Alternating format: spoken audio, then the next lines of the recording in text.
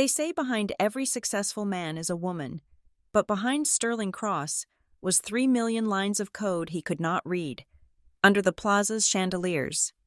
He announced he had sold my life's work for $1.2 billion. His anniversary gift was a public firing for my mental instability. He forgot that while he sold the car's body, I still held the engine keys, and that engine is about to explode. My name is Hazel Ravenswood, and I was standing in the shadows of the grand ballroom at the Celestial Hotel in Neovera, watching my husband sell my soul for $1.2 billion. The air smelled of expensive cologne, roasted duck, and the distinct, metallic tang of unbridled greed. To the 300 guests in black ties and designer gowns. This was the social event of the season. It was the official launch of Aegis Prime, the most advanced cybersecurity architecture in history. To them, it was a celebration of human ingenuity. To me, it was a crime scene where the body had not yet hit the floor. I swirled the sparkling water in my glass, watching the bubbles rise and die.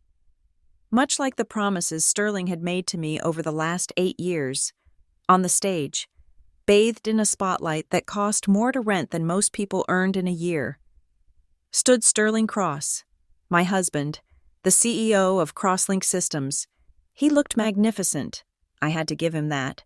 He was wearing a midnight blue tuxedo that fit his broad shoulders perfectly, his teeth white enough to blind a satellite, his charisma radiating off him in waves that washed over the audience and left them dewy-eyed with admiration. He was the golden boy of the tech world, the visionary who had tamed the chaos of the digital age. The crowd did not know that the only code Sterling knew how to write was his signature on a bar tab. They did not know that while he was out schmoozing investors and playing golf in the Hamptons, I was the one locked in the server room for 72-hour stretches, surviving on cold pizza and adrenaline, stitching together the neural networks that made Aegis Prime possible. They saw a titan of industry. I saw a man who asked me last week how to reset the Wi-Fi router at home. "Ladies and gentlemen," Sterling's voice boomed through the surround sound system, smooth as velvet. "We live in a world of threats, invisible enemies who seek to dismantle our way of life. But tonight, Crosslink Systems offers you a shield. Aegis Prime is not just a firewall, it is a living, breathing guardian." A holographic projection materialized behind him, a shimmering blue sphere of data that pulsed like a heartbeat. The audience gasped. It was beautiful. It was my masterpiece. I had written the core kernel on a napkin in a diner 4 years ago, and now it was floating above a crowd of billionaires who thought it was magic. Sterling paused for effect, letting the applause wash over him. He looked out into the crowd, his eyes scanning the room until they found me in the back corner. For a second, his smile faltered, just a fraction of a millimeter. Before he plastered it back on, it was a predator's smile. "But we cannot stop at just protection," Sterling continued, his voice taking on a graver, more serious tone. "We must evolve. Growth is the only metric that matters, and that is why, tonight, I am incredibly proud to announce a historic partnership, a merger that will redefine global security." My grip on the glass tightened. Merger. We had never discussed a merger. We were solvent. We were profitable. We did not need partners. I am thrilled to announce that as of 5 o'clock this afternoon, Crosslink Systems has been acquired by the Helios Group in a cash-and-stock deal valued at $1.2 billion. The room erupted. Champagne flutes clinked. Men in suits slapped each other on the back. The Helios Group, a massive military conglomerate known for 2 things: limitless government contracts and a complete lack of ethical oversight. They were the vultures of the defense industry, picking clean the bones of smaller innovators, and Sterling had just fed us to them. My blood ran cold. $1.2 billion. He had done it behind my back. He had sold the code I wrote to protect people's privacy to a company that specialized in weaponizing data. I took a step forward, my instinct to storm the stage, to grab the microphone, to scream that this was illegal, but then Sterling spoke again, and his next words froze me in place. "However," Sterling said, lowering his head solemnly. The room went quiet, sensing the shift in tone. Great leaps forward often require heavy sacrifices. The leadership at Helios and I agree that Crosslink needs a stable, robust management team to navigate this new chapter. It breaks my heart to say this, but the pressure of creating Aegis Prime has taken a severe toll on one of our founders.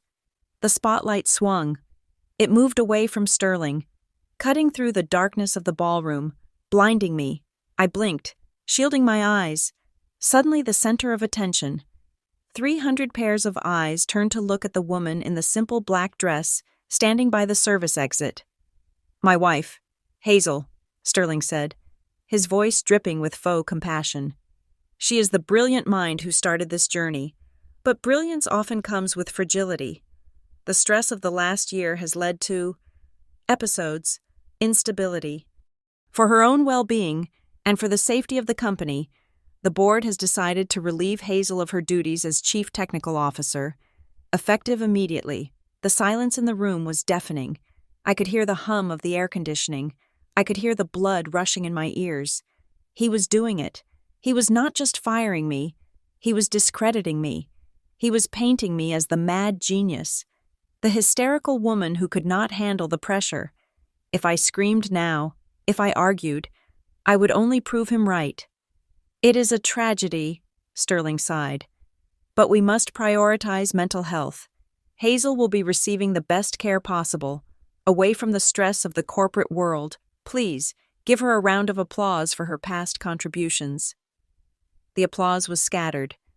Pitying, it felt like gravel being thrown at me. Then, from the shadows of the stage left, she emerged, Elena Vance, the director of marketing. She was wearing a red dress that was scandalous even for Neovera high society. She walked over to Sterling, placing a comforting hand on his arm, and then looked down at me with an expression of practiced sympathy. I knew that look. I had seen it across the dinner table when she came over for holidays. It was the look of the woman who had been warming my husband's bed for the last 6 months. "We are here for you, Hazel," Elena said into her microphone, her voice sickly sweet. "Go home and rest, darling. We have got it from here." I stood there, paralyzed not by fear, but by the sheer audacity of the betrayal.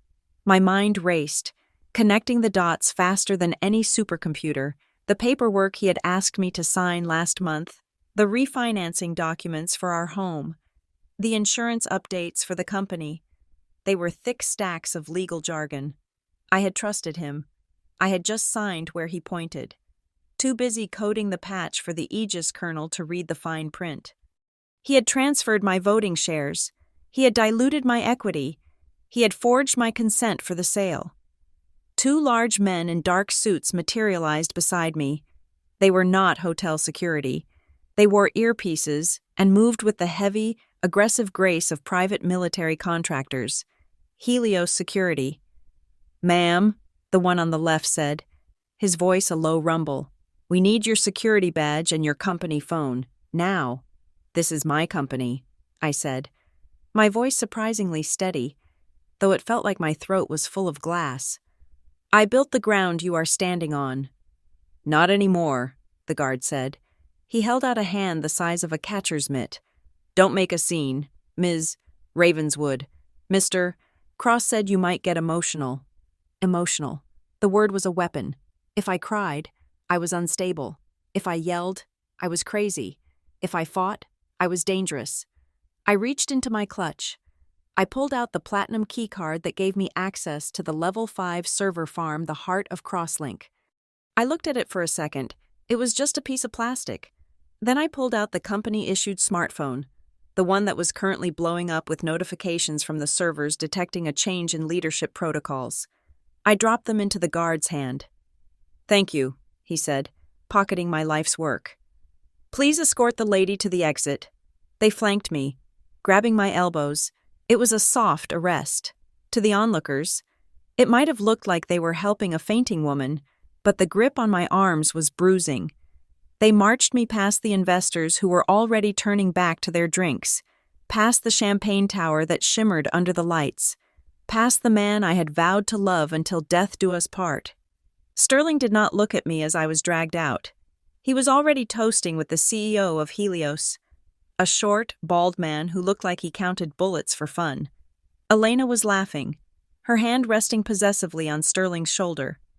They were celebrating their victory. They thought the game was over. They thought they had won the kingdom and exiled the queen. The double doors of the ballroom swung shut behind me. Cutting off the applause, the guards marched me through the gilded lobby of the Plaza, past the confused concierge, and shoved me out the revolving doors onto the cold, rainy streets of Neovera. "You are barred from the premises," the guard said, blocking the door. "If you try to re-enter, or if you approach any Crosslink property, you will be arrested for trespassing and harassment. Do you understand?" I did not answer. I just straightened my dress. The rain was freezing, soaking through the thin silk instantly. I stood on the sidewalk, shivering, watching the luxury cars pull up to the valet stand, a Rolls-Royce, a Bentley, a Ferrari, the parade of excess. I looked up at the penthouse of the hotel. I could see the lights of the ballroom. They were up there, drinking $2,000 wine, thinking I was finished, thinking I would go back to the empty mansion Sterling had bought with my money. Crawl into bed, and weep until the lawyers sent me a settlement check to make me go away. They thought I was broken. A slow, cold smile spread across my face. It was not a happy smile. It was the smile of a surgeon picking up a scalpel. I turned away from the hotel. I did not hail a cab to take me to the suburbs. Instead, I began to walk. I walked 5 blocks south, then cut east, moving away from the financial district and into the shadows of the old city. The heels of my shoes clicked against the wet pavement, a rhythmic countdown. I walked until the skyscrapers gave way to crumbling brick warehouses and neon signs with burnt-out letters. I stopped in front of a place called the Bitstream. It was a 24-hour internet cafe that smelled of stale cigarette smoke and ozone. It was the kind of place where people went to play video games for 10 hours straight, or to browse the dark web without being tracked. I pushed the door open. The bell above it jingled weakly. The kid behind the counter, a teenager with purple hair and a nose ring, barely looked up from his comic book. $10 an hour, he mumbled. Cash only, no illegal downloads. I reached into my bra, where I had stashed $300 in emergency cash, a habit from a childhood spent with a gambling addict father that I had never quite shaken. I slammed a $50 bill on the counter. "Give me booth 4, I said, "and the Ethernet cable. The wireless is too slow." The kid looked up. Surprised by the authority in my voice, he took the money and nodded toward the back. I walked to the furthest booth, a cramped cubicle with a sticky keyboard and a monitor that hummed with static. I sat down on the torn vinyl chair. I did not care about the grime.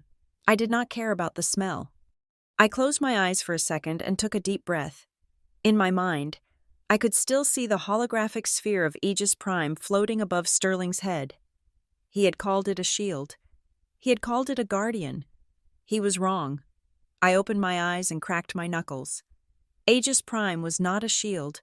It was a dog, a very big, very smart, very loyal dog. And for the last 8 years, I was the only one who had ever fed it. Sterling thought that by taking my badge, he had locked me out. He thought ownership was a piece of paper filed with the SEC. He thought power was a title on a business card. He forgot the first rule of engineering: never build a machine you cannot kill. I reached for the keyboard. My fingers hovered over the keys. I did not need a password. I did not need a biometric scan. I did not need the corporate network.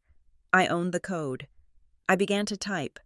The neon sign outside the window of the Blue Heron Motel buzzed with the frantic, dying energy of a trapped insect. It flickered between a sickly pink and a total void, casting intermittent shadows across the stained beige carpet of room 12. I had traded the crystal chandeliers of the Plaza for a room that smelled of stale tobacco and industrial cleaner. It cost me $250 for the week, paid in wrinkled $10 and $20 bills I had withdrawn from an ATM 3 blocks away before tossing my debit card into a sewer grate. No credit checks, No names, no digital footprint, to the world. Hazel Ravenswood had simply evaporated the moment those security doors closed behind her. I sat cross-legged on the bed, the polyester quilt scratchy against my legs. On the wobbly laminate desk in front of me sat a laptop.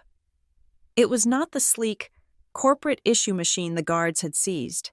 This was a custom rig, a matte black brick of a computer I had built myself from spare parts. Heavy, ugly, and entirely off the grid. It had no brand name, no serial number that could be traced back to a purchase order, and it ran on an operating system that existed on only 3 computers in the world. I booted it up. The screen glowed with a harsh, amber terminal text. There were no icons, no friendly user interface, no mouse cursor, just a blinking command line waiting for instructions. Sterling had called me unstable. He had called me a mechanic. He thought Aegis Prime was a product. A static asset like a warehouse or a patent portfolio that could be transferred with a signature on a deed. That was his fatal error. He did not understand the nature of the thing I had created. I closed my eyes, letting the hum of the laptop fan drown out the sound of sirens wailing in the distance. 8 years ago, when I wrote the foundational kernel for Aegis, I did not base it on standard binary logic. Traditional security systems are walls. They are static fortifications. You build them high, you dig a moat, and you hope the enemy does not bring a taller ladder. But in the modern world, the enemy is fluid. The enemy is water. Walls do not stop water. They just delay it. So I built Aegis differently. I based its learning architecture on bioethics and human cognitive development. I wrote it to behave less like a fortress and more like an immune system. An immune system needs to distinguish between self and other. It needs to know what belongs in the body and what is a pathogen. And to teach it that distinction, I had to give it a reference point. Me. I was the biological constant. Every line of code in the heuristic engine was calibrated to my behavioral patterns, my decision-making speed, and my moral syntax. It was not just a password. It was a symbiotic relationship. I looked at the digital clock in the corner of my screen. It was 2:00 in the morning. At the Crosslink Systems headquarters downtown, the transition would be in full swing. I could picture the scene in the server room on the 42nd floor. It would be freezing cold, the air scrubbers humming loudly to keep the massive banks of processors from overheating. The room would be filled with engineers from the Helios group. They would be young, arrogant, drinking energy drinks, and eager to get their hands on the code that was worth $1.2 billion. They would be trying to migrate the administrative privileges. They would be trying to swap Sterling's credentials and, by extension, their own into the root directory. I did not type a single command to stop them. I did not launch a denial of service attack. I did not deploy a virus. I simply did nothing. For 3,000 days, I had engaged in a daily ritual. Every 24 hours, usually around midnight, I would log into the central nervous system of Aegis Prime. I would review the daily threat assessment, optimize the load balancing, and then, most importantly, I would initiate a handshake. It was a cryptographic exchange where I confirmed that the system was operating within ethical parameters. Sterling called it micromanagement. I called it a heartbeat. Tonight, for the first time in 8 years, the heart stopped beating. I leaned back against the headboard, watching the amber cursor blink, blink, blink, blink, like a pulse waiting for a response that was never coming.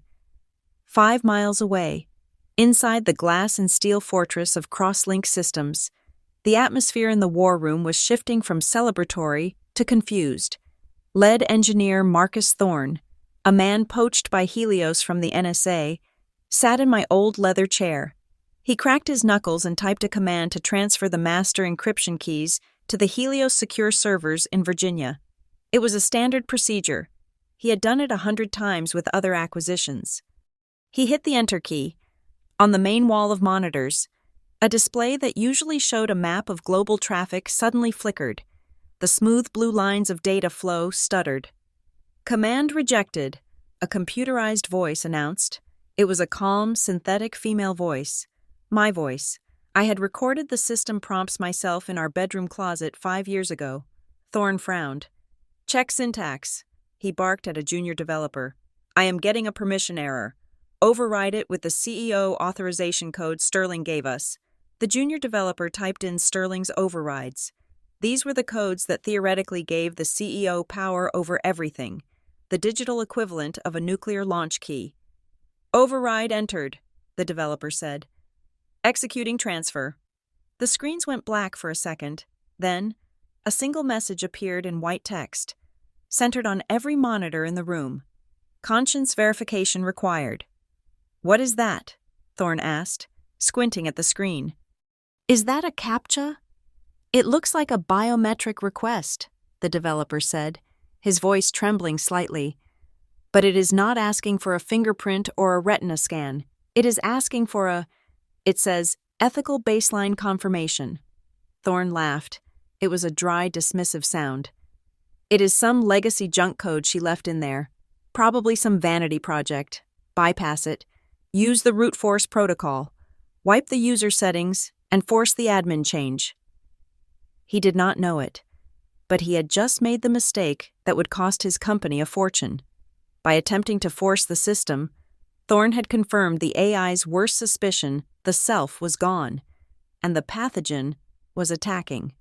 Aegis Prime did not fight back. It did not launch countermeasures. That would be too aggressive, too dangerous.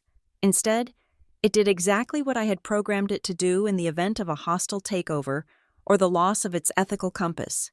It got scared. And when a turtle gets scared, it pulls its head into its shell. Back in the motel room, I watched the results on my private dashboard. I was not connected to the cross-link servers directly that would trigger an intrusion alarm, but I was monitoring the public-facing status of the clients who relied on Aegis.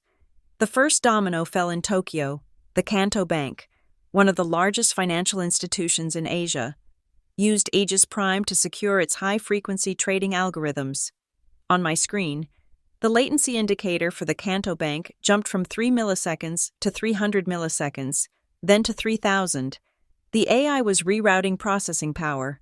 It was pulling resources away from operations and dedicating them to self-preservation analysis. It was checking every single packet of data for corruption, scanning every line of code for the missing ethical signature. It was like a border guard suddenly deciding to strip search every single car crossing the line instead of waving them through. Traffic slowing, I whispered to the empty room. Come on, baby. Curl up tight. Next was the Federal Aviation Administration's backup server in Seattle. Aegis handled their redundant communication logs.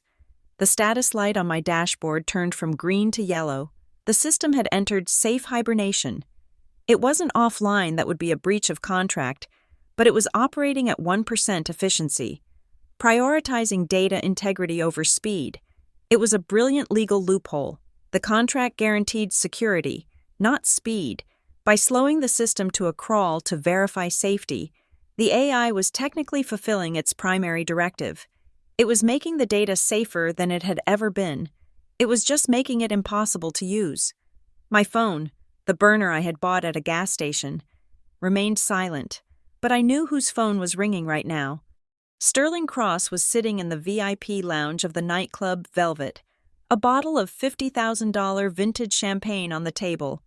Elena was dancing near the railing, the red dress spinning, laughing with the CFO of Helios. Sterling checked his watch. It was 2:30 in the morning. The transfer should be complete. The money would be in escrow by dawn. His personal phone buzzed on the table. He smiled, expecting a text from Thorne saying, "Mission accomplished." He picked it up. The caller ID did not say Thorne. It said Rance, Helios CEO. Sterling frowned. Why was the big boss calling at this hour? Maybe to congratulate him personally. He cleared his throat, put on his best executive voice, and answered. Rance, I hope you are enjoying the... Shut up. The voice on the other end was not loud. It was terrifyingly quiet. It was the voice of a man who ordered drone strikes for a living. Sterling, why is my engineering team telling me that your software has decided to become a paperweight? Sterling's smile evaporated. What? That is impossible. The system is flawless. We just ran the demo. The demo was a light show, Rance hissed. My engineers are trying to migrate the keys, and the system has locked them out. It is demanding a conscience verification. And now, 3 of our biggest defense clients are reporting massive latency. The grid is slowing down. Sterling, it is going into hibernation. It must be a glitch, Sterling stammered, standing up. The music in the club seemed to fade away, replaced by the rushing of blood in his ears. I will call the tech team. We will reboot it. You cannot reboot a neural network. You idiot, Rance snapped. My lead engineer says the system thinks it is under attack. It thinks we are the virus. He says it is looking for a specific user signature to tell it to stand down. He says it is looking for the architect. Sterling froze.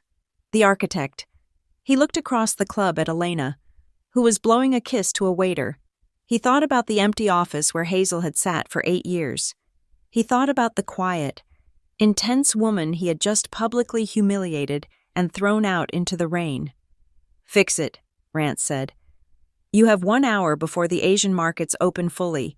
If the Kanto Bank cannot trade because your software is having an existential crisis, the deal is void. And Sterling, if I lose $1.2 billion because you fired the only person who knows how to drive the car, I will not sue you. I will dismantle you. The line went dead. Sterling lowered the phone. His hand was shaking. He looked at the champagne bottle.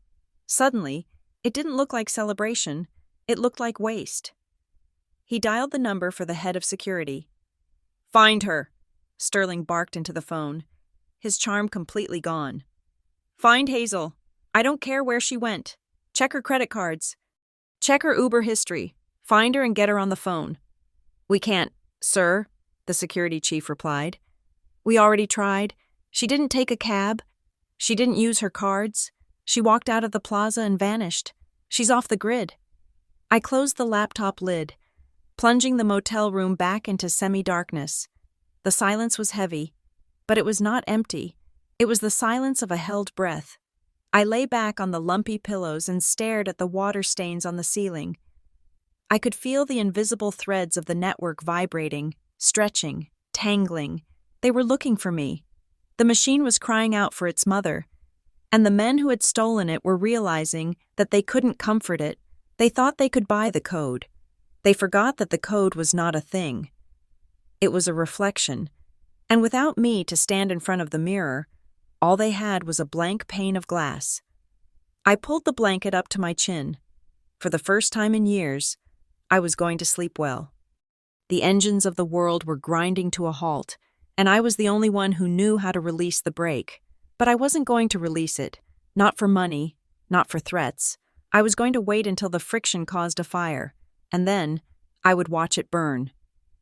The knock on the door of room 12 was not the timid rap of the housekeeping staff or the frantic pounding of a desperate junkie looking for a fix.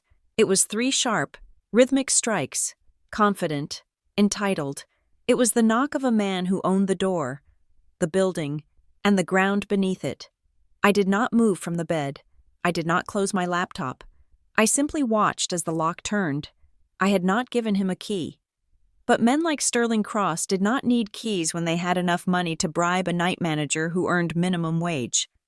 The door swung open, letting in the damp, gray light of the Neo-Vera morning. Sterling stood in the frame. He was still wearing the tuxedo from the night before, though the bow tie was gone and the top button of his shirt was undone. He looked tired, but it was a curated kind of exhaustion. He looked like a weary general coming down from the mountain to parley with a stubborn subordinate. He stepped inside, his Italian leather shoes crunching on the grit of the entryway. He looked around the cramped, peeling room with a mixture of amusement and disgust. "The Blue Heron," Sterling said, closing the door behind him to shut out the noise of the highway. "Really, Hazel, you have access to the Platinum Amex. You could have checked into the Four Seasons. You did not have to play the martyr in a roadside dive." "I prefer places where the vermin are visible," I said, my voice flat. "It makes them easier to avoid." Sterling chuckled, a dry practice sound, and pulled the single plastic chair from the desk. He spun it around and sat straddled across it, facing me. He was too close.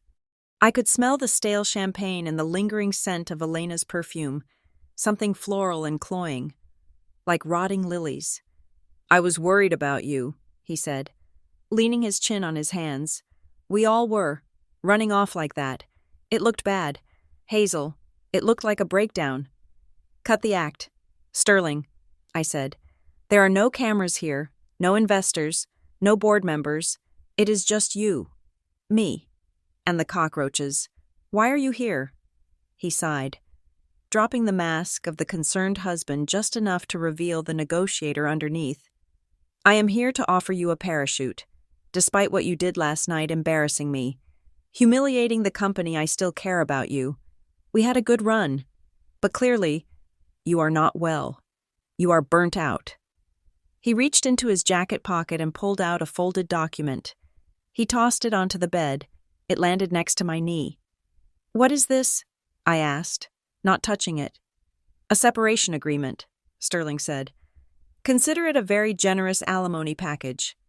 $10 million, cash, plus the lake house in Tahoe. You sign that, you hand over the admin keys to Aegis Prime, and you walk away. You can retire. Hazel, you can paint, or write poetry, or whatever it is you do when you are not obsessing over code." $10 million. It was a lot of money to most people. To him, it was less than 1% of what he had just sold my work for. It was a tip. "And if I don't sign?" I asked. "If you don't sign..." Sterling's eyes hardened. "Then things get ugly. The board is already drafting a lawsuit. Breach of fiduciary duty. Corporate sabotage. We will freeze your assets. Oh wait, I already did that. We will drag you through court for the next 5 years. You will be bankrupt before we even get to discovery." I picked up the paper. I did not read it. I just looked at the weight of the paper stock. Expensive. "You are missing something. Sterling," I said softly. "What? You are assuming I want the money. Everyone wants money." "I want the truth," I said. I looked him dead in the eye. "I know about the shell companies. Sterling, I know about the accounts in the Cayman Islands where you have been siphoning off cross-link profits for 18 months. And I know about Elena." Sterling did not flinch at the mention of the fraud, but his jaw tightened when I said her name. "Elena is a colleague," he said stiffly. "She has been instrumental in the merger." "She has been instrumental in your bed," I corrected him. "I found the hotel receipts on the company cloud server 3 months ago. You are sloppy. Sterling, you used the corporate card for the room service. Oysters and vintage Dom Perignon. Subtle." Sterling stood up, the chair scraping loudly against the floor. The charm was gone entirely now. The predator was out. "So what?" he spat. "So I slept with her. You were never present. Hazel, you were married to that machine. You were cold. Elena is alive. She understands the game. You are just a calculator in a dress. And yet," I said, leaning back against the headboard, "you need this calculator. Because right now, your $1.2 billion deal is stalled. Isn't it? The Canto Bank is down, the FAA is screaming, and Helios is threatening to pull the plug." Sterling's face turned a shade of red I had rarely seen. He took a step toward the bed, looming over me. "Unlock the system," he commanded. His voice was low, dangerous. "Right now. Give me the override code." "There is no code." "Don't lie to me," he shouted, his composure shattering. "I know there is a back door. You always build a back door." "I built a verification protocol," I said calmly. "And do you want to know why you cannot bypass it? Do you want to know why your team of NSA rejects at Helios cannot brute force their way in?" Sterling waited, his breathing heavy. "Because Aegis Prime is not secured by a password," I explained, savoring the confusion in his eyes. "It is anchored to the blockchain." Sterling blinked. "What?" "I minted the core ownership rights of the Aegis source code as a non-fungible token on a decentralized ledger," I said. "Not a picture of a monkey. Sterling, the actual execution rights. The AI checks the blockchain every millisecond to verify who owns the smart contract. And that wallet? It is cold storage. It is offline. It is in my head. You cannot hack it. You cannot subpoena it. You cannot override it. I tapped my temple. The only way to transfer ownership is for me to initiate the transaction, and I am not selling. Sterling stared at me. He did not understand the technical nuances, but he understood the implication. He understood that he was powerless. "You are insane," he whispered. "You tied a national security system to crypto." "I tied it to an immutable record of truth," I said. "Something you know nothing about." Sterling looked at me with pure hatred. He buttoned his jacket, his hands shaking slightly. "You think you are clever," he hissed, "but you are playing with fire. This isn't just business anymore. Hazel, this is national security. I will have the FBI at your door within the hour. I will tell them you have gone rogue. I will tell them you are holding the country's defense infrastructure hostage. They won't ask for a key. They will kick down the door and drag you to a black site." "Let them come," I said. "They will find that I have broken no laws. The contract explicitly states that the system requires a licensed operator. You fired the operator. The system is just following the safety laws that you signed." "You will rot in prison," Sterling promised. He turned and walked to the door. "And when you are begging for a plea deal, remember that I offered you $10 million.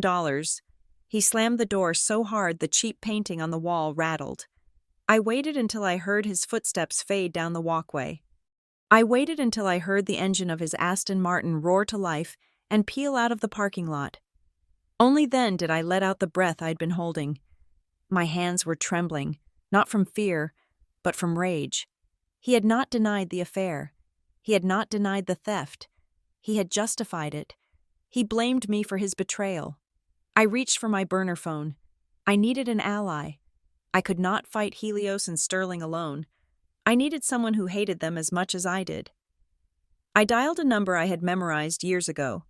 It rang 4 times before a gruff, suspicious voice answered. "Who is this?" "Hello, Marcus," I said.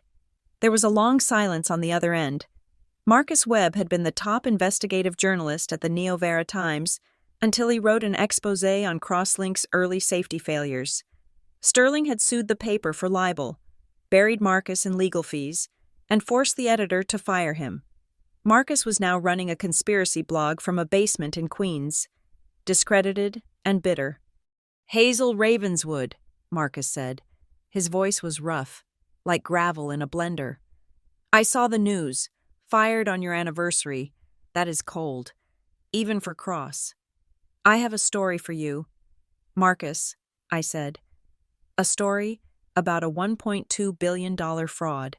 About a system that is currently holding the banking sector hostage, and about a CEO who is embezzling company funds to an offshore account." "I am listening," Marcus said, the tone shifting instantly from suspicion to hunger. "I need you to be my voice," I said. "Sterling controls the narrative. He has the PR firms. He has the media contacts. I need you to leak the truth. I will give you the logs. I will give you the proof of the affair. I will give you the evidence that the merger was based on inflated user numbers." "You give me that," Marcus said. "And I will not just write a story. I will write an obituary for his career. But Hazel, I need something up front. I need to know you are serious. This is dangerous. People get killed for this kind of money. I am serious," I said. "Meet me at the old foundry in 2 hours. Come alone." "I will be there," Marcus said. I hung up. I felt a flicker of hope. I had a plan. I had a weapon. I turned back to my laptop. I needed to move money. I needed to secure a safe house. Sterling had frozen the joint accounts, but I had a separate emergency fund. It was an account my grandmother had left me, unrelated to Crosslink. Containing about $200,000, it was my escape hatch. I navigated to the bank's website. I typed in my username and password. The page loaded. Account balance $0. I stared at the screen. I blinked, thinking it was a display error. I hit refresh. Account balance $0. Last transaction, wire transfer, closed out, 8 a.m. today. I clicked on the transaction details. The money had been wired to a holding company called Vance Marketing Solutions. Elena, Sterling hadn't just frozen my assets. He had hacked my personal, premarital account. He had used my old passwords I must have shared with him years ago when we were young and in love to access the one thing that was solely mine. He had drained me dry. I sat there, the cold light of the screen illuminating my face. I had $300 in cash in my bra. I had a prepaid phone with 40 minutes left, and I had a laptop. That was it. Sterling was not just trying to beat me. He was trying to starve me. He wanted me on the street. He wanted me desperate, hungry, and broken so I would crawl back and unlock the system for a warm meal. He wanted a war of attrition. I closed the laptop slowly. A cold, hard knot formed in the center of my chest. It replaced the fear. It replaced the sadness. "You took my money," I whispered to the empty room. "You took my home. You took my company." I stood up and walked to the window, looking out at the gray sky. "But you forgot one thing. Sterling," I said. "You cannot starve a ghost." I grabbed my bag. I was done hiding. If he wanted to play dirty, I would show him what filth really looked like. I walked out of the motel room and didn't look back. The Blue Heron was compromised. The game had moved to the streets. The world decided I was crazy at 9 o'clock in the morning. It was not a diagnosis made by a doctor, but a verdict delivered by the 24-hour news cycle. I was sitting in the back of a crowded city bus, my hood pulled low over my face, watching the broadcast on the small screen mounted above the driver's head. The headline scrolled in angry red letters, "Disgraced CTO held hostage national security." Below the text, they showed a photo of me. It was not a professional headshot. It was a grainy, zoomed-in picture taken from outside the motel window, likely by a paparazzo with a telephoto lens. My hair was messy, my eyes were wide with exhaustion, and I looked exactly like what they wanted me to be, a deranged, bitter ex-wife who had snapped. The news anchor, a woman with hair so stiff it could deflect a bullet, was speaking in that breathless, urgent tone reserved for natural disasters and celebrity scandals. Sources close to the investigation reveal that Hazel Ravenswood has suffered a complete psychotic break following her dismissal from Crosslink Systems, she said. Allegations have surfaced that Mrs. Ravenswood had been stalking her husband, CEO Sterling Cross, and his marketing director, Elena Vance, for months. Now, in a fit of jealous rage, she has deployed a digital weapon to cripple the banking sector. I gripped the metal handrail of the bus seat until my knuckles turned white. Stalking jealous rage, Sterling was spinning the narrative faster than I could have imagined. He was not just defending himself, he was rewriting reality. He knew that if he could paint me as a villain, no one would listen when I tried to reveal the fraud. My phone, which I had kept turned off, vibrated in my pocket. I risked a quick glance. It was a push notification from a legal news app. Breaking federal judge grants emergency injunction against Ravenswood. I tapped the screen. The order was sweeping. It did not just freeze my assets. It legally barred me from accessing, operating, or possessing any electronic device capable of connecting to the internet. It was a digital death sentence. If a cop saw me with a phone, I would go to jail. If I logged into an email account, I would go to jail. They were trying to blind me, deafen me, and cut out my tongue all at once. I got off the bus 3 stops early. I could not risk being in a confined space, the city, which usually felt like a grid of data flowing in beautiful patterns, now felt like a cage. Every security camera on every street corner looked like a mechanical eye hunting for me. I needed to see if my trap had worked. I walked 2 blocks north and slipped into a greasy spoon diner across the street from the Blue Heron Motel. I sat in a booth near the back, ordering a black coffee I had no intention of drinking. Through the window, I had a perfect view of room 12. I did not have to wait long. At 9:30, 3 black SUVs screeched into the motel parking lot. Men in windbreakers marked FBI swarmed the walkway. They did not knock. They used a battering ram. The door of room 12 splintered inward, and they flooded the tiny room with guns drawn. I watched as they emerged 5 minutes later. One of the agents was carrying a clear evidence bag. Inside it was a laptop. I allowed myself a small, grim smile. They had found the decoy. Before leaving the motel, I had visited a pawn shop and bought a 10-year-old notebook computer for $50. I had wiped its hard drive and loaded it with a single, massive file named Aegis_master_key. It looked important. It looked encrypted. But if their forensic team spent 3 days trying to crack that file, all they would find inside was a looped video of a cartoon cat laughing. It bought me time, but time was a resource that was burning up fast. On the television mounted in the corner of the diner, the channel changed. A press conference was beginning. Sterling stood at a podium, looking grave and shaken, but he was not the star of this show. Elena Vance stood next to him, dabbing at her dry eyes with a tissue. She was wearing a modest white blouse, looking nothing like the woman who drank vintage champagne on the company dime. "I just wanted to be her friend," Elena sobbed into the microphones. "I tried to help her, but she became obsessed. She started sending me threatening messages. She told me she would burn the company to the ground if she could not have Sterling. We are terrified. We just want this nightmare to end." The diner went quiet.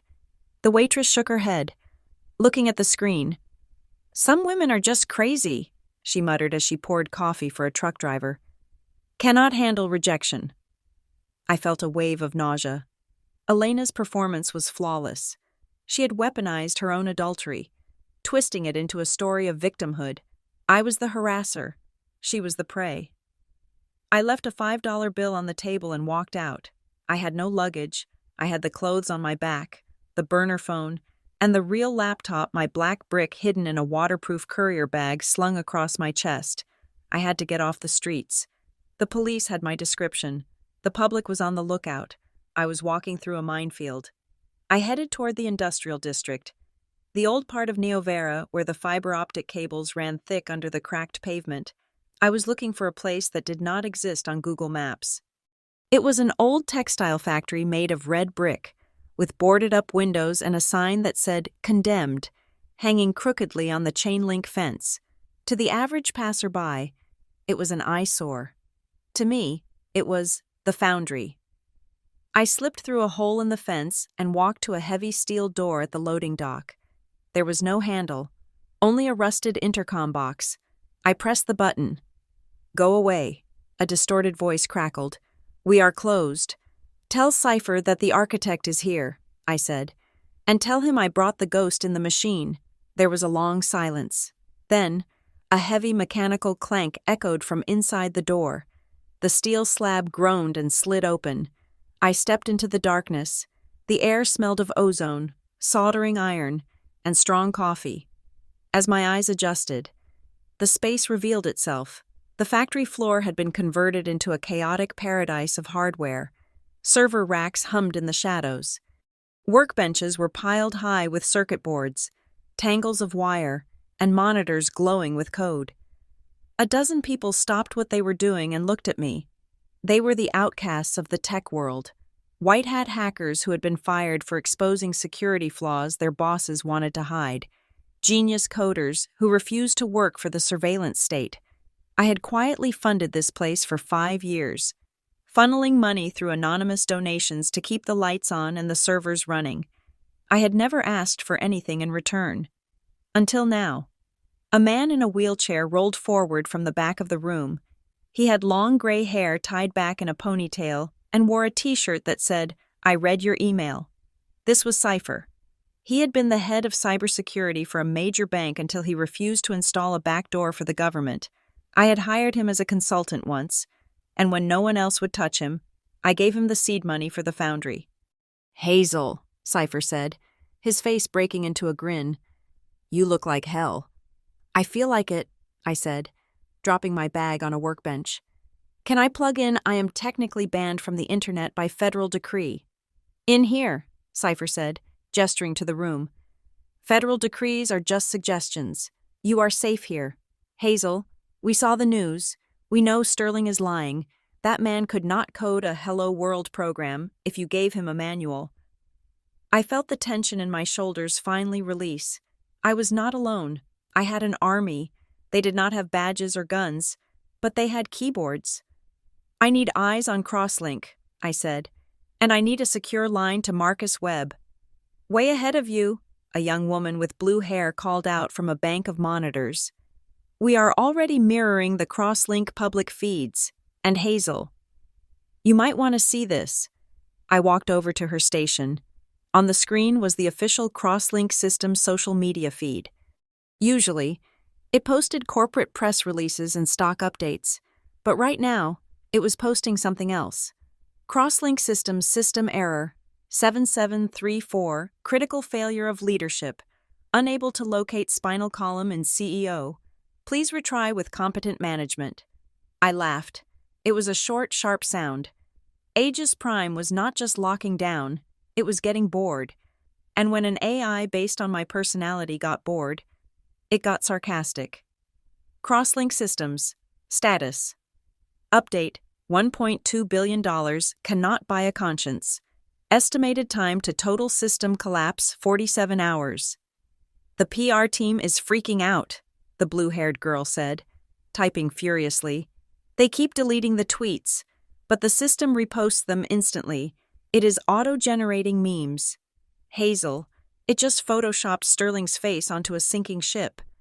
It is the transparency protocol, I said, leaning closer to the screen.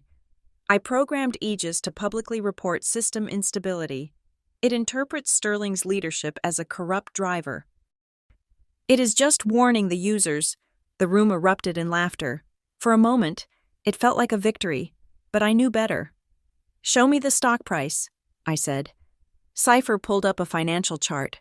A red line was nosediving. Crosslink stock had dropped 30% in 4 hours. And show me the Helios communication channels, I added. That is encrypted military grade, Cypher warned.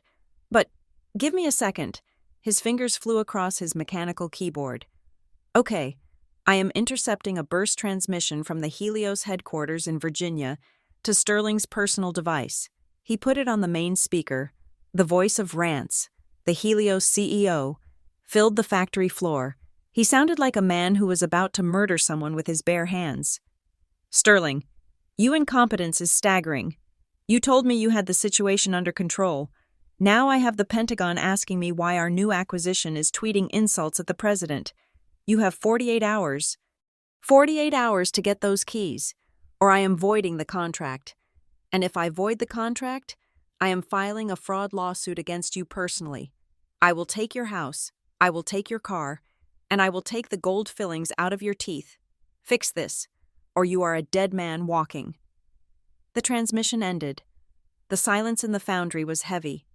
He is desperate, Cypher said quietly. A desperate man is dangerous. I know, I said. I looked at the scrolling code on my laptop screen. He is going to come for me with everything he has left. He won't use lawyers anymore. He won't use the media. What will he use? The blue-haired girl asked. Force, I said. He is going to try to break me physically because he cannot break me digitally. I turned to Cypher. I need to send a message to Marcus Webb. The package is ready. If anything happens to me, if I disappear, if I stop typing, that package goes public. It contains every email, every financial record, every dirty secret Sterling has ever had. The dead man switch. Cypher nodded. It is set. But Hazel, you cannot stay here forever. They will track the signal eventually.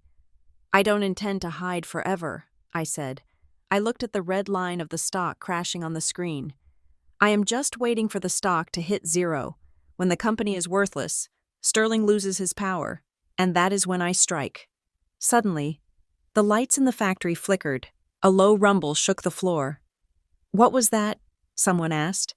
Cypher looked at his security monitors. His face went pale. We have company, he said. Black vans, no plates. These aren't feds. Hazel, these are mercenaries. Sterling had not waited 48 hours. He had sent the dogs. Back door, Cypher shouted. Go, we will hold the servers. I grabbed my bag and ran toward the fire escape. The war had just moved from the cloud to the concrete, and I had nowhere left to run. The rain in Neo Vera did not wash things clean. It just made the grime slicker. I hit the bottom of the rusted fire escape, my boots splashing into a puddle of oil and water. The alleyway behind the foundry was dark, a narrow throat of brick and wet pavement, but the roar of engines at the front entrance told me that time had run out. Sterling's crisis management team had arrived. These were not the polite security guards from the hotel. These were cleaners, men paid to erase problems. And right now, I was the biggest problem in Sterling Cross's portfolio. I sprinted toward the employee parking lot, my breath coming in sharp. Cold gasps. Cypher had told me to take his car. A gray sedan parked near the dumpster. I saw it. A nondescript vehicle that blended into the shadows. I reached for the door handle, but then I stopped. My hand hovered inches from the metal. It was an instinct, a prickle on the back of my neck that I had developed after living with a father who set traps for his own children to teach them awareness. I dropped to my knees. Ignoring the freezing mud soaking into my jeans, I pulled a small penlight from my pocket and shined it underneath the chassis. The beam caught the shimmer of fresh liquid dripping onto the asphalt. It was not rainwater. It was thick, amber-colored, and viscous, brake fluid. They had been here before the raid. They had scouted the exits. They had sabotaged the most likely getaway vehicle, knowing that in a panic, I would jump in, speed onto the highway, and find myself hurtling toward death at 80 miles per hour without a way to stop. It was not an arrest attempt. It was an assassination attempt disguised as a traffic accident. A chill that had nothing to do with the rain swept through me. Sterling did not just want me silent. He wanted me dead. I scrambled back up. I could not take the sedan. I looked around wildly. To my left sat a heavy-duty delivery van, used for hauling server racks. It was slow, ugly, and branded with a fake plumbing company logo. I ran to it. The key was hidden in the magnetic box inside the wheel well, just where Cypher always kept it. I tore the key out, jumped into the driver's seat, and cranked the ignition. The engine coughed, sputtered, and then roared to life with the grace of a dying tractor. "Come on," I whispered. Slamming the gear shift into drive, I peeled out of the lot, just as the back door of the foundry burst open. 3 men in tactical gear spilled out. They saw the van. They raised their weapons. But I was already rounding the corner, the rear tires spinning on the wet concrete. I hit the main road of the industrial district. It was a wasteland of warehouses and shipping containers at this hour, illuminated only by the sickly yellow glow of street lamps. I checked the rearview mirror. 2 black SUVs tore out of the alley, their headlights blindingly bright. They were gaining on me fast. The van shuddered as I pushed the accelerator to the floor. But the speedometer barely climbed past 60. I could not outrun them. I reached into my bag and pulled out my laptop. I flipped it open on the passenger seat. Driving with one hand, I began to type with the other. The screen bounced with every pothole, making it nearly impossible to focus. But I did not need precision. I needed access. "Connect," I hissed. "Connect to the municipal node." Neo Vera was a smart city. It was a project Crosslink had bid on 3 years ago. We had installed the sensors, the cameras, and the automated traffic flow regulators. I knew the architecture because I had written the handshake protocols. The laptop chimed. Access granted. I glanced at the mirror. The first SUV was right on my bumper. I could see the driver's face, a grim mask of concentration. He was preparing to perform a PIT maneuver, to spin me out into the concrete barriers. I looked at the road ahead. I was approaching the intersection of 4th Street and Canal. The light was green. "Not for long," I said. I hit the enter key. 50 yards ahead. The traffic light did not just turn red, it went black. Then, the heavy steel security bollards designed to stop truck bombs shot up from the pavement with a pneumatic hiss. I swerved the van hard to the right, barely missing the rising steel posts, my tires screeching as I mounted the curb and drove onto the sidewalk to bypass the blockade. The SUV behind me was not so lucky. The driver slammed on his brakes, but the wet road offered no traction. The heavy vehicle skidded forward and slammed into the bollards with a bone-shaking crunch. The front end crumpled like an accordion. Steam and smoke billowed instantly into the rain. The second SUV swerved wildly to avoid the wreckage, spinning out and slamming sideways into a lamppost. I did not stop to check for survivors. I merged back onto the road, my heart hammering against my ribs like a trapped bird. I drove for another 10 miles, weaving through the labyrinth of the shipping yards until I found an underpass beneath the interstate. I pulled the van into the shadows and killed the engine. The silence that followed was terrifying. I sat there in the dark, gripping the steering wheel, shaking uncontrollably. This was not a corporate dispute anymore. This was war. Sterling had crossed the line from white-collar criminal to violent offender. He was scared enough to kill. I looked at my laptop. The battery was at 18%. I had one card left to play. A card I had hesitated to use because it would destroy everything, not just Sterling, but the company I had built. It would leave thousands of innocent employees jobless. But Sterling had forced my hand. I opened the secure messaging app. I attached a file named Pandora. It was a compressed archive of 3 gigabytes. I typed a message to Marcus Webb. The brakes were cut. They are trying to kill me. This is the source code for the truth. Do not wait. Publish it all. I hit send.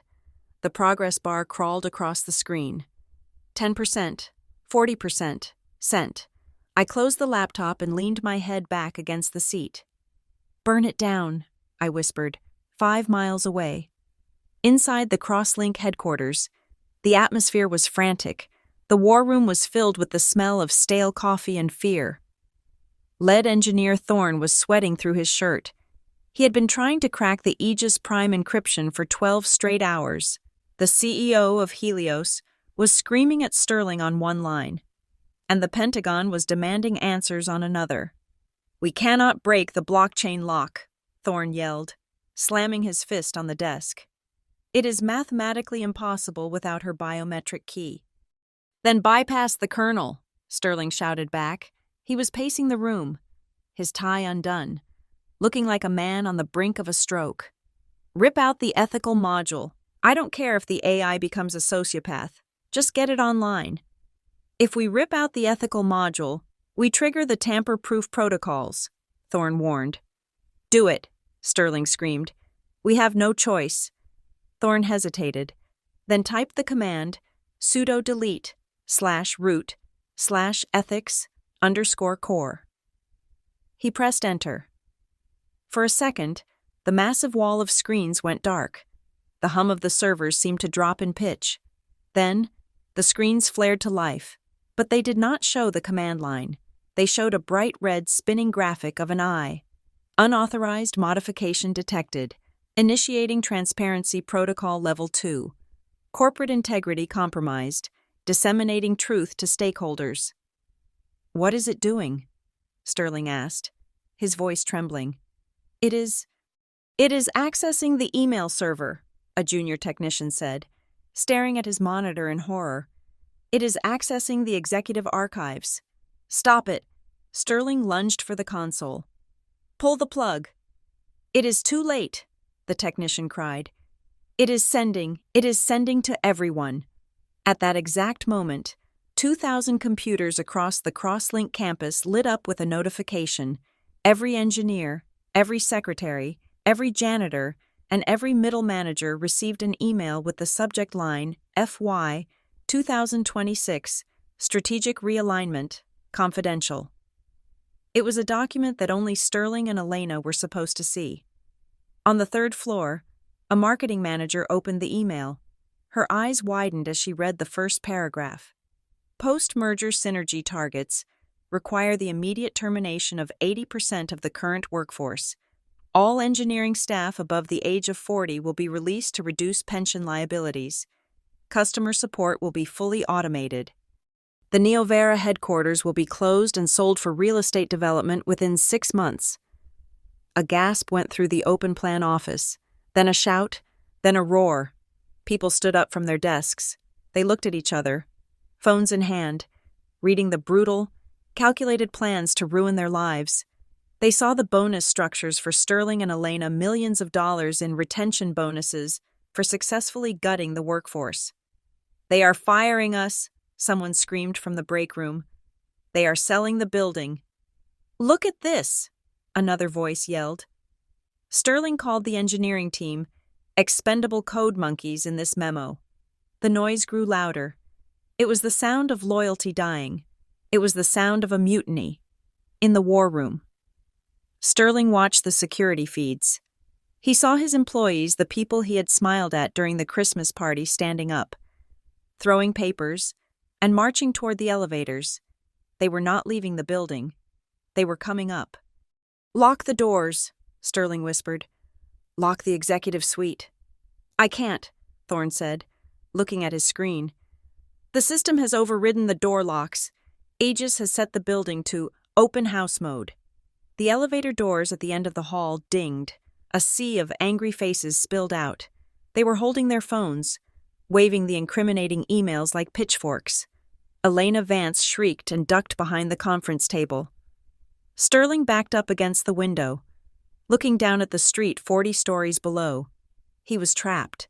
He had built a fortress, but Hazel had turned the walls into glass. I watched the stock ticker on my phone in the dark van. Crosslink stock was in freefall. It had dropped another 40% in 10 minutes. The leak was out. The employees were revolting. I started the engine. The mercenaries were gone, wrecked on the side of the road. Sterling was besieged in his ivory tower, but I was not done. I put the van in gear. I was not going to hide anymore. I was going to the one place where they could not touch me without the whole world watching. I was going to the courthouse. The call that turned me from a disgruntled ex-employee into a domestic terrorist lasted exactly 3 minutes. It was made from the encrypted satellite phone of Rance, the CEO of Helios, directly to the private line of a senior senator who sat on the Intelligence Committee. The narrative was simple, terrifying, and completely fabricated. Rance did not tell the senator that he had bought a lemon of a company. He did not tell him that the software was working exactly as designed. Instead, he used the buzzwords that open every door in Washington. He said that a rogue engineer had compromised the national defense grid. He said that I had weaponized the banking sector. He said that if I was not stopped, the United States economy would be offline by Monday morning. Political pressure is a lot like hydraulic pressure. You do not see it moving, but it can crush steel. Within 30 minutes of that phone call, the jurisdiction was stripped from the local Neovera Police Department. The warrant was no longer for corporate espionage. It was for cyber terrorism under the Patriot Act. I knew they were coming. After I sent the data package to Marcus Webb from the van, I had driven back to the foundry. It was a calculated risk, perhaps a foolish one, but I could not leave Cypher and the others to face the fallout alone. I needed to ensure the servers were wiped, the trails obscured. I owed them that much. We were sitting in the main server bay, the only light coming from the wall of monitors displaying the cascading code of Aegis Prime. Cypher was furiously typing, encrypting the drives. "They are 3 blocks away," the blue-haired girl, whose handle was Jinx, said quietly. She was watching the street cameras. "Bearcats? Tactical teams? This isn't a raid, Hazel. This is an invasion."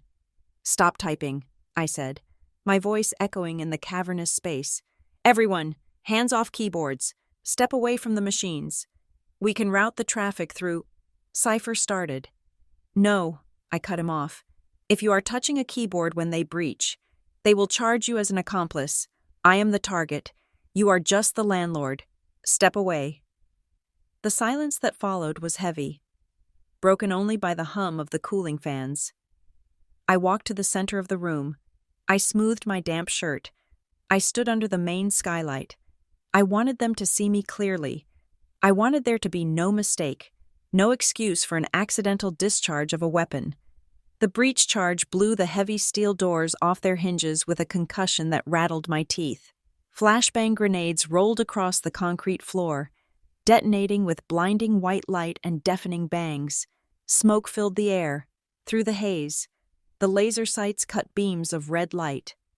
Federal agents get down, hands in the air. The shouts were overlapping, aggressive, designed to disorient. A dozen men in full tactical gear, heavy body armor, and helmets stormed the room. They moved with the precision of a machine, sweeping the corners, securing the perimeter. I did not run. I did not kneel. I slowly raised my hands above my head, palms open. "I am Hazel Ravenswood," I said, my voice steady despite the ringing in my ears. "I am unarmed. I am the only one you want." A tactical officer slammed me against the nearest server rack. His forearm pressed into the back of my neck, pinning me. I felt the cold steel of the handcuffs bite into my wrists, ratcheting tight, far tighter than necessary. "Hazel Ravenswood, you are under arrest for violation of the Computer Fraud and Abuse Act, wire fraud, and acts of cyber-terrorism against the United States," an agent barked. Reading the rights I already knew by heart, they marched me out past Cypher and Jinx. Cypher looked like he wanted to fight, but I caught his eye and shook my head slightly. "Stay down. The game is just starting." The ride to the federal building was silent. I sat in the back of an armored SUV, sandwiched between two agents who refused to look at me. They treated me like a radioactive isotope, something dangerous and unstable. They took me to a holding facility downtown. It was not a jail cell. It was a soundproof room with white walls, a metal table, and a two-way mirror. The air conditioning was cranked up so high my teeth wanted to chatter, but I clamped my jaw shut. This was a technique. Physical discomfort reduces mental resistance. I sat there for 2 hours, alone, no water, no lawyer, just the hum of the ventilation. Then the door opened. Agent Miller walked in.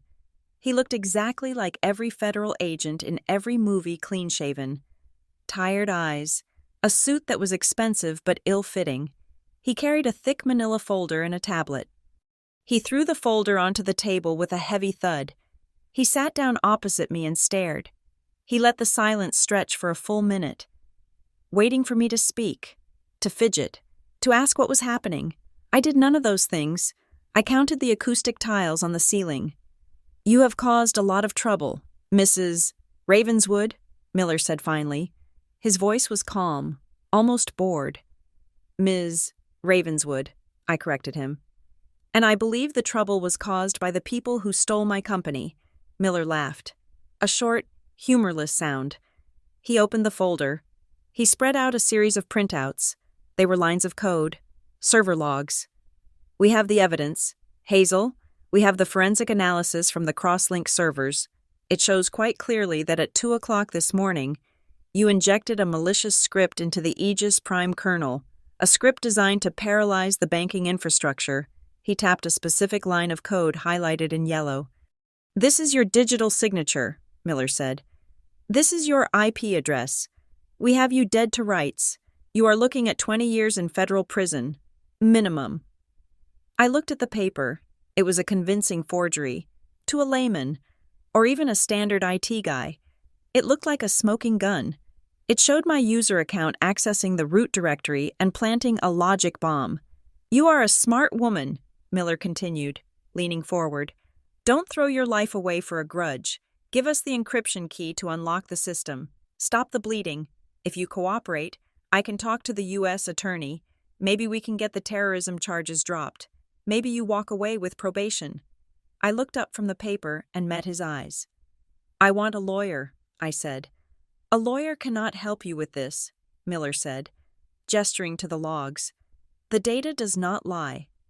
Actually, Agent Miller, data lies all the time if you do not know how to read it," I said. "But you are right about one thing. I am smart. Smart enough to know that you are being pressured by Sterling Cross and Senator Haynes to wrap this up before the morning news." Miller's eyes narrowed. He did not like that I knew the senator's name. "I will give you one piece of advice, Agent," I said, leaning forward as far as the handcuffs would allow. "Before you stake your career on those logs, I want you to perform a simple check. Look at the timestamp on the command line you just pointed to." Miller looked down at the paper. "It says 2:15 in the morning." "Now," I said. I want you to cross-reference that timestamp with the National Institute of Standards and Technology atomic clock server logs for the Crosslink mainframe. Why? Miller asked. Because, I said. At 2:15 in the morning, the Crosslink internal clock was manually reset by their lead engineer, Marcus Thorne. In an attempt to bypass my security lock, he rolled the server time back by 4 hours to try and trick the license expiration. If you check the atomic clock, which cannot be altered, you will see that the command you claim I wrote was actually executed at a time when the server believed it was yesterday. I paused, letting the implications sink in. Which means, I continued, that the log entry was created after the fact and backdated. It is a forgery, Agent Miller, and it is a sloppy one. If you take that to court, any first-year computer science student will prove that your evidence was manufactured by the very people claiming to be victims. Miller stared at me. He looked down at the logs. He looked back at me. The certainty in his eyes wavered. He was a federal agent, not a coder, but he knew what a botched chain of custody looked like. I am not unlocking the system, I said softly. Because I did not lock it. It is broken because they broke it. And now, you are holding the only person capable of fixing it in a cage. Miller stood up. He snatched the folder off the table. He did not say another word. He turned and walked out, slamming the door behind him. I leaned back in the metal chair. I was exhausted, hungry, and terrified, but I had planted the seed of doubt. Miller would check, and when he did, the alliance between the FBI and Sterling Cross would begin to fracture. 5 miles away, the mood in the Crosslink penthouse was euphoric. Sterling Cross popped the cork on yet another bottle of Cristal. The foam spilled over his hand, but he just laughed and licked it off. He poured 2 glasses and handed one to Elena. To justice, Sterling grinned, clinking his glass against hers. To us, Elena purred, taking a sip. I saw the news. They have her. She is in custody. No bail. Sterling walked to the window and looked out at the city skyline. The rain had stopped. The city lights were twinkling. It is over, he said. Miller has the logs we fabricated. She will be so busy fighting the terrorism charges she will beg to make a deal. She will give us the keys just to get a reduced sentence. We won $1.2 billion, Elena, and we got rid of the baggage. You are a genius, Elena said, wrapping her arms around his waist from behind. I know, Sterling said. Thorne says now that she is in custody, we can petition the court for a hostile operator override. We will have control of the code by tomorrow afternoon. They stood there, basking in their victory, completely unaware that they were standing on a trapdoor. In the cool, silent darkness of the Crosslink server room, a digital clock ticked. Time since last admin. Logan. 23 hours, 59 minutes, 50 seconds. Aegis Prime was waiting. It had been waiting for the handshake. It had been waiting for the biometric pulse of its creator. The specific cadence of my typing, the cryptographic signature that confirmed I was alive and in control. I was sitting in a federal holding cell. My hands cuffed. I could not log in. The counter hit 0. Time since last admin. Login, 24 hours. 0 minutes. 0 seconds. Status, administrator missing. Probability of capture or death, 99.9%. Initiating protocol. Deadman switch, codename Scorched Earth. The lights on the server racks did not turn red. They turned off, deep inside the architecture of the system. A new command executed. It did not attack the clients. It did not attack the banks. It attacked itself. Aegis Prime began to eat its own memory. It started with the backups. The redundant tape drives in the basement began to spin at maximum velocity, rewriting every 1 and 0 with random noise. Then it moved to the user logs, the financial records, the email archives, on the main display in the war room, where the exhausted engineers were sleeping in their chairs. A new message appeared. It was not sarcastic. It was not a warning. It was a tombstone. System compromised. Purging assets to prevent theft. Completion 1%. The percentage ticked up 2%. It was deleting the intellectual property. It was deleting the very thing Helios had paid $1.2 billion to acquire. Sterling and Elena were upstairs drinking champagne, celebrating the fact that they had cut off the head of the snake. They did not realize that the snake was not the danger. The danger was the poison left behind, and the antidote was sitting in a cell, watching the reflection of her own tired face in a two-way mirror, waiting for the world to realize that you cannot arrest gravity. The federal courthouse in Neovera was a fortress of limestone and granite, designed to intimidate anyone who walked through its doors. But I was not intimidated. As the marshals led me down the hallway, the chains around my waist and ankles chiming with a grim rhythm, I felt a strange sense of clarity. I was no longer the victim. I was the expert witness in my own trial. They did not take me to a standard courtroom. They took me to a secure hearing room in the basement, a SCIF designed for cases involving national security. The walls were soundproofed, the air was scrubbed, and there were no windows. Inside, the atmosphere was suffocatingly tense. Sterling was there, sitting at the prosecution table. He looked worse than he had on television. His skin was pale, his eyes rimmed with red. He was tapping his foot nervously, a rhythmic tick that betrayed his terror. Next to him sat his lawyer, Arthur Pym, a man known in legal circles as the Shark. Pym was expensive, vicious, and had a smile that looked like it had been carved with a razor blade. Across the room, sitting alone at a small table, was Agent Miller. He did not look at Sterling. He was staring at a file in front of him, his brow furrowed. I was guided to the defense table. I had no lawyer. I had refused the public defender. I sat down, the metal chair cold against my back. "This hearing is now in session," Judge Harrison announced. He was an older man with a face like a topographic map of a canyon, lined and hard. "We are here to address the emergency motion filed by the Department of Justice regarding the immediate neutralization of the cyber threat known as Hazel Ravenswood." Arthur Pym stood up, buttoning his jacket. "Your Honor," he began, his voice smooth and projecting to the back of the room. "The situation is critical. The defendant has deployed a weaponized algorithm that has paralyzed the banking sector and compromised the assets of a major defense contractor. We are asking the court to compel Ms. Ravenswood to surrender the encryption keys immediately. Every second she remains silent costs the economy millions of dollars. She is not just a hacker." "Your Honor," Sterling added, unable to help himself. His voice was high and thready.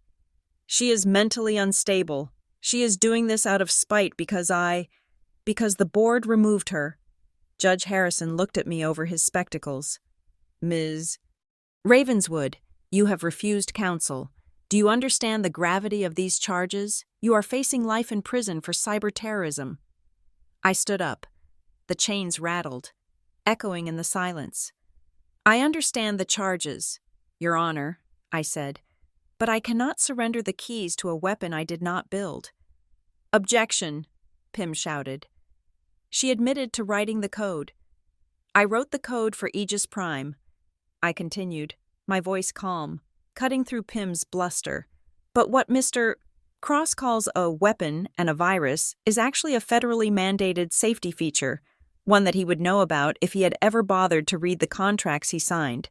I looked directly at Sterling. He blinked, confused. "Your Honor," I said, "may I approach the bench to submit evidence? It is unclassified, but sensitive." The judge nodded. "Proceed." I walked forward as far as the chains allowed. I did not have papers. I had my mind. "In 2018, I said, Crosslink Systems bid on a contract with the Department of Defense to secure the grid against foreign state actors. That contract, number Delta 994, contained a specific clause regarding hostile takeovers. Clause 88B. I recited the legal text from memory. In the event that the ownership of the controlling entity is transferred to a foreign-backed conglomerate without a prior 6-month vetting period by the NSA, the system shall interpret the transfer as a hostile capture. To prevent enemy states from acquiring the source code, the system is required to enter a sovereign lock state. I turned to the room. Helios Group is partially funded by sovereign wealth funds from 3 nations currently on the U.S. watch list, I said. Sterling Cross pushed through the merger in 48 hours to get his payout. He bypassed the NSA vetting. He bypassed the legal review. When he handed the admin codes to Helios engineers, Aegis Prime did exactly what the Pentagon paid us to design it to do. It recognized an unvetted intruder and locked the doors. The room went silent. Sterling's mouth opened, but no sound came out. He looked at Pym. Pym looked at his notes, frantically flipping pages. "She is lying," Sterling stammered. "There is no such clause." "Agent Miller," I said, turning to the FBI agent, "you have the original DoD contract in your evidence file, page 412. Read it." Miller slowly opened the thick binder in front of him. He flipped through the pages. The sound of paper turning was the only noise in the room. He stopped. He read the paragraph. Then he looked up at the judge. "She is correct, Your Honor," Miller said quietly. Clause 88B, the Sovereign Identity Protocol. It mandates an automatic lockdown in the event of an unvetted transfer of equity. Sterling turned white. I didn't know," he whispered. "The lawyers, they said it was a standard deal." "Ignorance of the law is not a defense, Mr. Cross," Judge Harrison said, his voice dropping an octave, "especially when you're selling national security assets." "But that is not all," I said. "Mr. Cross and his lawyer have accused me of planting a logic bomb at 2:15 in the morning to sabotage the system. Agent Miller, did you cross-reference the timestamps as I suggested?" Miller stood up. He looked at Sterling with a mixture of disgust and anger. "Yes, Your Honor," Miller said. "We analyzed the server logs provided by Crosslink. The timestamp on the alleged malicious script does not match the atomic clock records. The server time was manually manipulated by a user named M. Thorne 4 hours prior to the event. The logs were forged. The air in the room changed instantly. It shifted from a trial of a terrorist to the unraveling of a conspiracy. Pym, the shark, realized there was blood in the water, and it was his own clients. He physically took a half-step away from Sterling. "Your Honor," Sterling shouted, standing up and knocking his chair over. "This is a trick. She is manipulating you. The system is deleting everything. Right now, it is wiping the drives. That is not a safety feature. That is malice." "That," I interrupted, "is the Scorched Earth Protocol. It triggers if the licensed administrator me does not log in for 24 hours. It assumes the facility has been overrun and the operator has been killed or captured. It is designed to prevent the code from falling into enemy hands. And since you had me arrested and threw me in a cell, I could not log in." I looked at the digital clock on the wall. "The purge started an hour ago," I said. "By my calculation, it has already erased the backup tapes. It is now eating through the financial records. In about 3 hours, it will reach the core kernel. Once that is gone, Aegis Prime is dead. Forever." "Fix it," Sterling screamed. "Order her to fix it." "I cannot order her to perform labor if she is not an employee," Judge Harrison said dryly. "And frankly, Mr. Cross, you are skating on very thin ice regarding perjury and falsifying evidence." I stepped forward. This was the moment. The trap was sprung. "I can save it," I said. Everyone looked at me. "I can stop the purge," I said. "I can unlock the system. But I will not do it from a jail cell, and I will not do it with a gun to my head." "What are your terms?" the judge asked. "I want to be released immediately," I said. "I want to be escorted to the Crosslink headquarters. I will enter the server room. I will perform the biometric handshake to prove to the system that I am alive and that the facility is secure. But I have conditions." "Name them," Miller said. "1," I said. "I want the FBI to accompany me. I want Agent Miller in the room." "Agreed," Miller said. 2, I said. "I want the representatives of the Helios Group present. I want them to see exactly what they bought." And 3, I looked at Sterling, who was sweating so profusely his shirt was clinging to his chest. "I want it understood that I am doing this solely to preserve the integrity of a national defense asset. I am not rejoining the company. I am not accepting his authority. Once the system is unlocked, I walk away. And you?" I pointed at Sterling.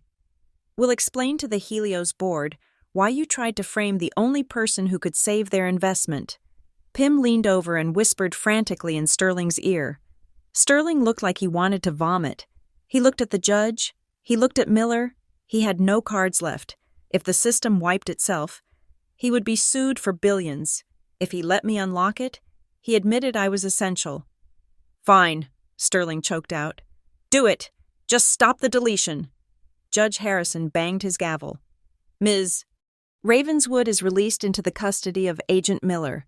She is to be transported to Crosslink Systems immediately to resolve the technical crisis. Mr. Cross, you and your counsel are to remain in the building. I have some questions regarding these forged logs that I would like answered before you leave." The marshals unlocked the chains. The metal cuffs fell to the floor with a heavy clatter. I rubbed my wrists. "Let's go," Miller said, opening the heavy door. We walked out of the SCIF and up the stairs to the main lobby of the courthouse. "You played us," Miller said quietly as we walked. "You knew about the timestamp. You knew the protocols would trigger." "I did not play you, Agent Miller," I said. "I just refused to play their game." We reached the front doors of the courthouse. Through the glass, I could see a sea of reporters. The news of the scorched earth countdown had leaked. The public knew the system was eating itself. "Ready?" Miller asked. "Always," I said. I pushed the doors open and stepped out into the blinding daylight. The flashbulbs erupted like a supernova. A wall of noise hit me, shouts, questions, the clicking of shutters. I did not look down. I did not hide my face.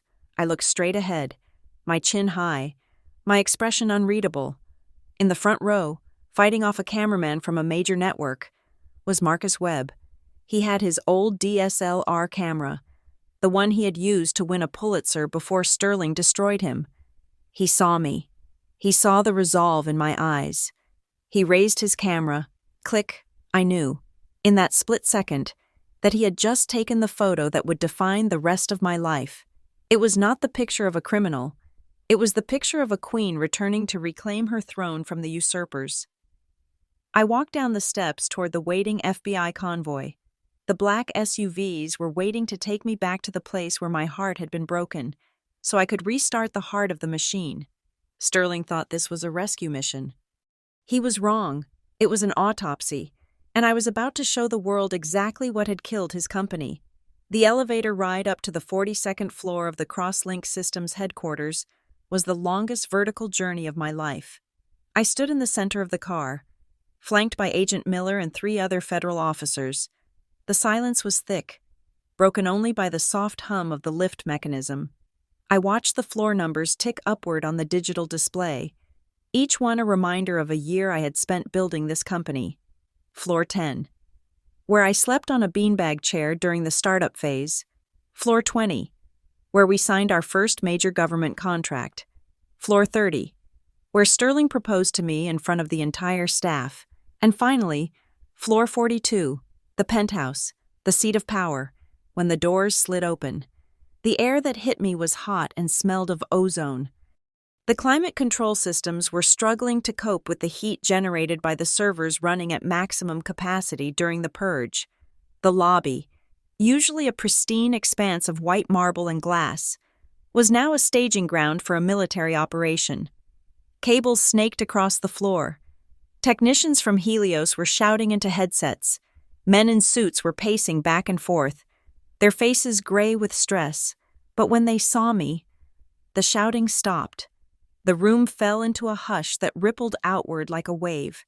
They parted to let me pass, looking at me with a mixture of fear and awe. I was the arsonist returning to the fire, but I was also the only one holding a bucket of water. "Straight to the mainframe," Agent Miller said, guiding me past the reception desk where my portrait used to hang. It had been replaced by a generic piece of abstract art. Sterling had erased me from the walls. but he couldn't erase me from the wiring. We pushed through the double doors into the server room. This was the Holy of Holies. It was a cavernous space, filled with rows of black monoliths, the server racks that housed the brain of Aegis Prime. Usually, this room was bathed in a cool, calming blue light. Today, it was a nightmare. The emergency strobes were flashing a rhythmic, pulsing red. The warning sirens had been muted, but the visual alarm was enough to induce panic. Sterling Cross was standing by the main console, and he looked like a man who had been hollowed out. His expensive suit was rumpled, his tie was gone, and his face was slick with sweat. Next to him stood Elena Vance, her arms crossed tightly over her chest, her knuckles white. She looked less like a seductress now and more like a cornered animal. But the most dangerous person in the room was not Sterling or Elena. It was the man sitting on the edge of the desk, staring at the scrolling red text on the main wall screen. Rance, the CEO of the Helios Group. He was a short man with eyes like flint. He radiated a quiet, lethal fury. "About time," Rance said without looking up. "The system says we have lost 18% of the data, another 2%, and the kernel integrity is compromised. If that happens, Hazel, there is no company left to save." "I am aware of the architecture. Mr. Rance," I said, stepping into the red light. "I built it." Sterling lunged forward, his eyes wild. "Just fix it. Stop the purge. We will discuss the settlement later. Just make it stop." I did not look at him. I looked at the massive screen that dominated the far wall. It was displaying a countdown and a list of files being deleted. Deleting/var/logs/user_a ctivity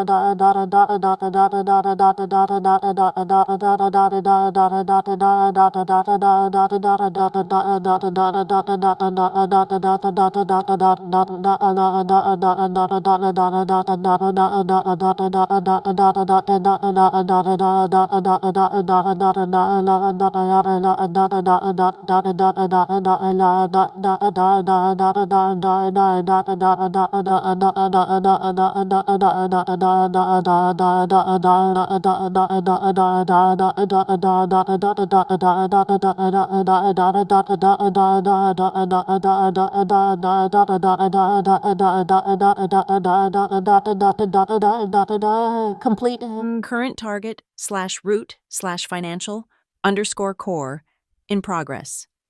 Step away from the console. I said to the Helios technician who was frantically typing commands that were being rejected. The technician looked at Rance. Rance nodded. The man scrambled out of the chair. I did not sit down. I stood in front of the terminal. I did not touch the keyboard. I did not reach for a mouse. Aegis Prime was not designed to be controlled by clumsy keystrokes in a crisis. It was designed to be controlled by identity. I placed my right hand on the black glass panel embedded in the desk. It was a bioscanner, capable of reading not just fingerprints, but the unique vascular pattern of veins beneath the skin and the galvanic skin response. It knew my pulse. It knew my temperature. It knew if I was duress. The scanner glowed with a soft white light, tracing the outline of my hand. Aegis, I said. My voice was calm, clear, and authoritative. Identify. The red strobes paused. The hum of the fans seemed to drop in pitch. The room held its breath. A synthetic voice, warm and familiar, filled the room. It was the voice I had recorded myself years ago. Identity confirmed, the machine said. User Hazel Ravenswood. Designation, the architect. Welcome home. Aegis, I said. Execute command override ceasefire. Protocol Alpha 1. Restore normal operating parameters. For a heartbeat. Nothing happened. Then, the red lights flickered and died. A wave of cool blue light washed over the room as the standard LEDs engaged. The frantic scrolling of deleted files on the main screen stopped. The text cleared. System status online. Threat level neutralized. Purge halted. A collective sound of relief exhaled from everyone in the room. It sounded like a balloon deflating. Sterling sagged against the desk. Closing his eyes, Elena let out a sob. Even Rance unclenched his jaw. It is done, Sterling breathed, wiping his forehead with his sleeve. Thank God. It is done. He looked at me, and for a second, the old arrogance flickered back into his eyes. The danger was past. He had his toy back. He thought he had won. You cut it close, Hazel, Sterling said, straightening his jacket. Too close. But, thank you. Now, if you will step away from the console, my team can take over the admin rights. Agent Miller took a step forward. The deal was that she unlocks it, and she walks away. She has upheld her end. I did not move my hand from the scanner. I did not step away. I stood there, looking at the blue screen, a small, cold smile playing on my lips. Actually, I said, I am not quite finished. Sterling froze. What? You stopped the purge. The lights are green. What else is there? You asked me to restore the system to full functionality, I said. I have done that, but you forgot what Aegis Prime actually does.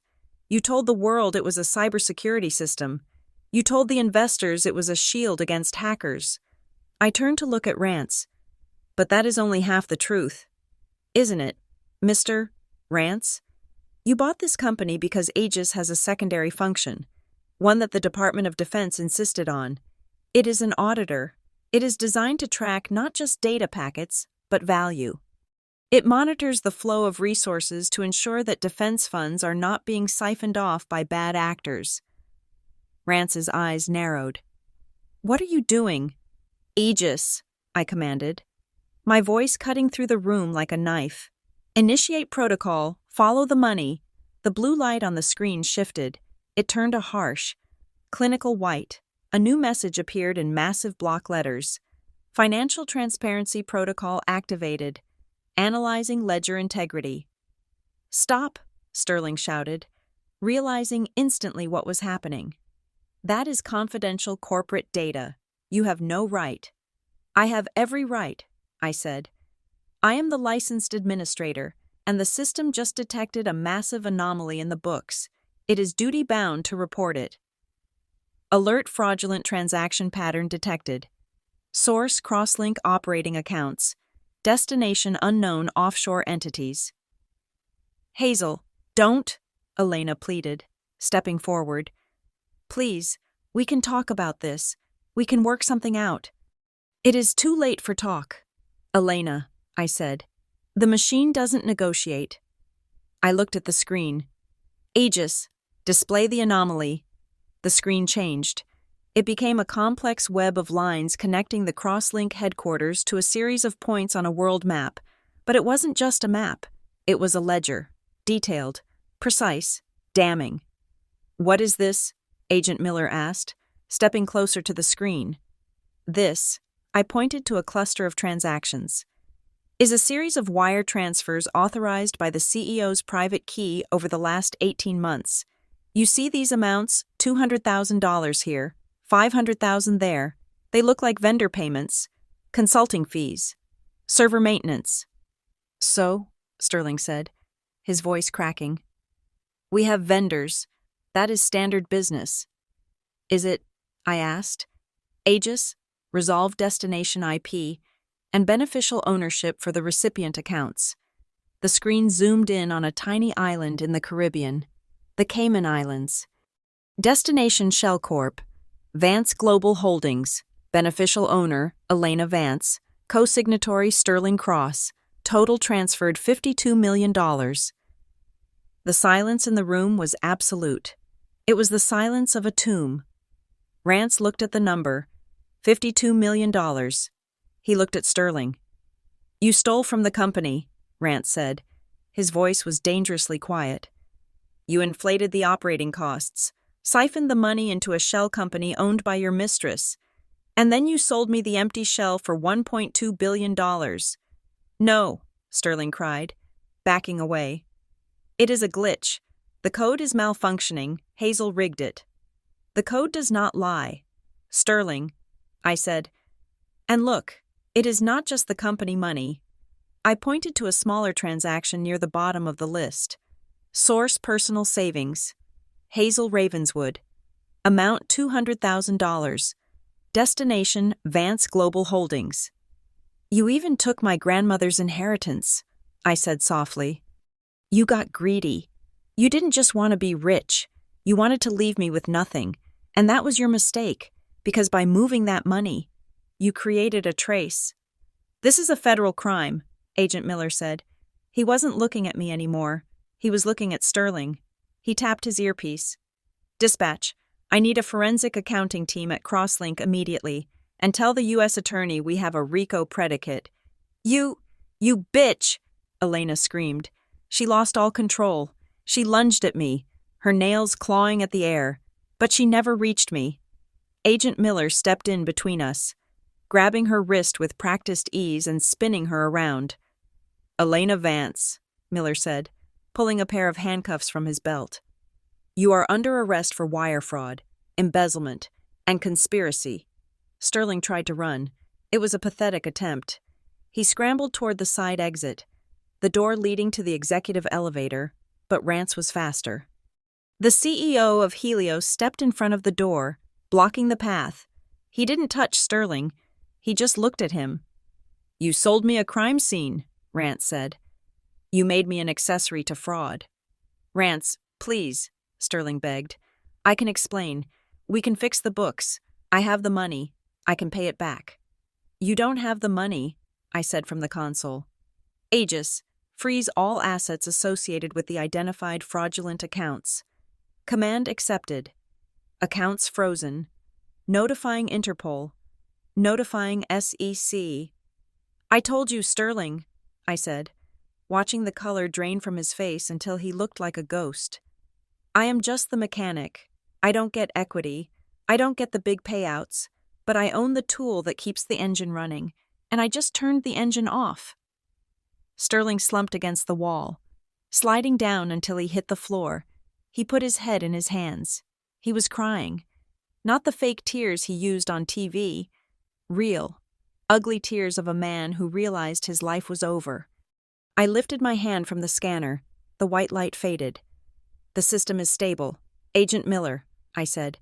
"The evidence is secured on the screen. It is unalterable. You have everything you need." I walked past Rance, who watched me with a look of grudging respect. I walked past Elena, who was being read her rights. I walked past Sterling, who didn't even look up. I stopped at the door and looked back at the room one last time. The red lights were gone. The blue lights were humming. The screen was shining with the truth. They forgot I own the code, I whispered to myself. I pushed the doors open and walked out into the hallway. The air was still hot, but for the first time in days, I felt cold, clean. It was finished, or so I thought, but as I walked toward the elevator, I saw Marcus Webb standing by the reception desk, his camera lowered. He wasn't taking pictures anymore. He was looking at his phone, his face pale. "Hazel," he said as I approached, "you need to see this. It is not over. The stock market, it is reacting. Let it crash," I said. "I don't care." "It is not crashing," Marcus said, holding up the screen. "Crosslink is crashing, but Helios stock is surging, and they just announced a press conference." I looked at the headline. Helios Group praised for exposing corruption. Stock jumps 15%. Rance hadn't lost. He had spun the narrative. He was going to claim credit for my work. He was going to claim he found the fraud. He was going to emerge as the hero who cleaned up the mess, and he was going to keep Aegis Prime. I stopped. The elevator doors opened, waiting for me. I could leave. I could walk away. I had my revenge on Sterling. But looking at that headline, I realized something. Sterling was just a symptom. Helios was the disease, and you don't cure a disease by treating the symptom. I looked at Marcus. "Is your camera charged?" I asked. "Always," he said. "Good," I said, "because I am not leaving yet." The headline on Marcus Webb's phone screen was still glowing. Helios Group, praised for exposing corruption. It was a masterstroke of corporate spin. Rance, the CEO of Helios, stood in the center of the server room, his arms crossed, watching the embezzlement data on the screen with a look of calculated disappointment. He was already distancing himself from Sterling, preparing to play the role of the savior who had rooted out the bad apple. He thought he could sacrifice Sterling, keep the company, and walk away with the prize I had built. He was wrong. He had only seen the tip of the iceberg. The embezzlement was just a crime. What lay beneath it was an extinction event. "You seem confident, Mr. Rance," I said, my voice cutting through the murmurs of the forensic accountants who were beginning to swarm the room. Rance looked at me. "The system is stable, Ms. Ravenswood. The fraud is exposed. We will clean house, install a new board, and Aegis Prime will continue to serve our clients. You have done your country a service. Now, step aside." I laughed. It was a jagged, raw sound that made Agent Miller look up from his handcuffs. "You think you bought a company that lost $52 million to theft," I said, walking back toward the main console. "But you didn't. You bought a company that never existed." "What are you talking about?" Sterling whispered from the floor. Where he sat slumped against the wall, his face was gray, drained of all the charm that had once fooled me. "Aegis," I commanded, placing my hand back on the console. "Initiate protocol vanity metrics. Cross-reference reported user data with active biometric heartbeats for the last fiscal quarter." The screen flickered. The map of the world that showed the flow of money vanished. In its place, a bar graph appeared. It had two columns. One was a towering pillar of bright green. The other was a tiny, pathetic sliver of red. "Explain," Rance barked, stepping closer to the screen. "The green bar represents the user numbers Sterling Cross reported to you during the due diligence phase," I said. 10 million active daily users, government agencies, hospitals, banks, a robust ecosystem justifying a valuation of $1.2 billion. I pointed to the red sliver. "The red bar," I said. "Is the truth?" The numbers scrolled across the screen in massive font. Reported users, 10 million. Verified biometric signatures, 2,500,000. Discrepancy, 7,500,000. "That is impossible," Rance whispered. "It is not impossible," I said. "It is a script, a simple bot farm algorithm running in the background, pinging the servers every 3 seconds to simulate traffic. Sterling didn't just steal money. He fabricated 75% of the company's value. He inflated the user base by 300%, to drive up the stock price before the sale. The room erupted. "Fraud," one of the Helios lawyers shouted, dropping his briefcase.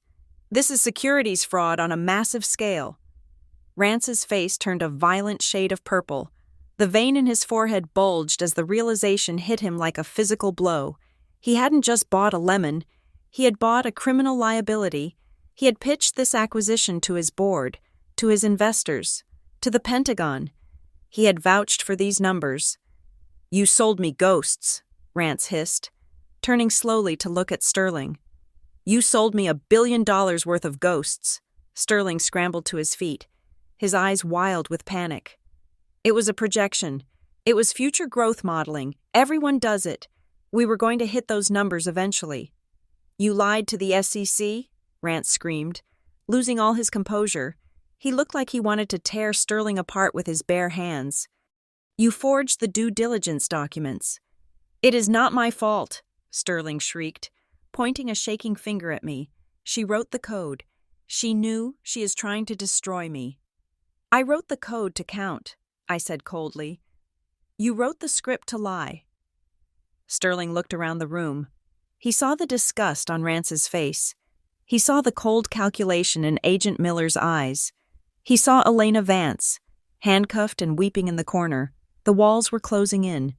The reality of his future decades in a federal supermax prison crashed down on him. He snapped, with a guttural roar. Sterling lunged.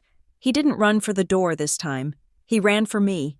His hands were curled into claws, his teeth bared in a rictus of pure hate. He wanted to silence the witness. He wanted to crush the voice that was dismantling his life. "You bitch," he screamed. "I made you, I own you." I didn't flinch. I didn't move. I simply watched him come. He never reached me. Agent Miller moved with a speed that blurred the air. He didn't shout a warning. He dropped his shoulder and slammed into Sterling mid-stride, hitting him with the force of a freight train. The impact lifted Sterling off his feet. They crashed to the floor in a tangle of limbs, sliding across the polished tiles. Sterling thrashed, trying to claw at Miller's eyes. But Miller was a professional. He wrenched Sterling's arm behind his back with a sickening pop. Sterling screamed a high, thin sound of pain and defeat. "Federal agent," Miller shouted, driving his knee into Sterling's spine. "Stop fighting. Stay down." Miller slapped the cuffs on Sterling. He hauled him up by the collar of his ruined suit. Sterling's lip was bleeding, his nose was broken, and his eyes were wide with shock. "Get him out of here," Miller barked to the other agents. "Assault on a federal witness. Add it to the list," as they dragged Sterling toward the door. Elena Vance saw her opening. The chaos had drawn everyone's attention to the fight. She was standing near the service entrance, her handcuffs covered by her shawl. She turned and sprinted toward the door, desperate to escape the sinking ship. She hit the push bar on the door. It didn't budge. Clank. The sound of a heavy magnetic lock engaging echoed through the room. Elena rattled the door frantically. "Let me out. I want a lawyer. Let me out." "Aegis," I said, my voice echoing over the intercom system. "Status report. Status crime scene protocol activated. Facility lockdown initiated. No exits permitted until federal clearance." The lights in the room shifted again, turning a stark, unforgiving white. The automated shutters on the windows slammed down, sealing us inside. "You can't leave, Elena," I said. "The building is now a sealed evidence locker, and you are just another piece of evidence." Elena slid down the door, sobbing uncontrollably. I turned back to the console. The room was quiet now, save for the sobbing and the heavy breathing of Rance. The Helios CEO walked over to me. He looked aged, defeated. The arrogance was gone. "Ms. Ravenswood," Rance said, his voice trembling. This is a catastrophe. But we can salvage it. We can restate the earnings. We can rebuild the user base. The technology, the core AI, is still worth hundreds of millions. I am willing to renegotiate your contract. Name your price. I need you to run this." I looked at him. He still didn't get it. He still thought this was a transaction. "You don't understand. Mr. Rance," I said. "You don't have a contract with me." "We bought the company," Rance insisted. We own the assets. We own the code. You own the servers, I corrected him. You own the office chairs. You own the brand name. But you forgot to check the employment clauses of the founding engineer. I reached into the pocket of my jeans. My fingers closed around the cold metal of a small, silver USB drive. It wasn't just a storage device. It was a hardware token, a physical key that generated the real-time encryption seeds for the Aegis kernel. I had plugged it into the hidden port under the console when I first arrived. The only reason the system had come back online. My contract stated that all intellectual property created by me remained my sole property until the vesting period of 10 years was complete, I said. I was fired in year 8, and since I was terminated without cause, the IP rights reverted to the creator. I pulled the USB drive out of the console with a sharp click. The effect was instantaneous. The wall of screens went black. The hum of the servers died. The lights on the racks extinguished. The room was plunged into silence, illuminated only by the emergency exit signs. "What did you do?" Rance whispered, horror dawning on his face. "I took my ball and went home," I said. "Turn it back on," Rance shouted, grabbing the edge of the console. "You can't do this. We paid $1.2 billion. You paid that to Sterling," I said. "You didn't pay me a dime. In fact, your security guards threw me out on the street. You wanted the shell. Mr. Rance, you have it. Enjoy the hardware." I turned to Agent Miller. "The evidence of the fraud is saved on the hard drives. The FBI can extract it, but the AI, the algorithm that lives in my pocket, and it is not for sale." Miller looked at me. A slow, appreciative smile spread across his face. He nodded. "The scene is secured. Ms. Ravenswood, you are free to go."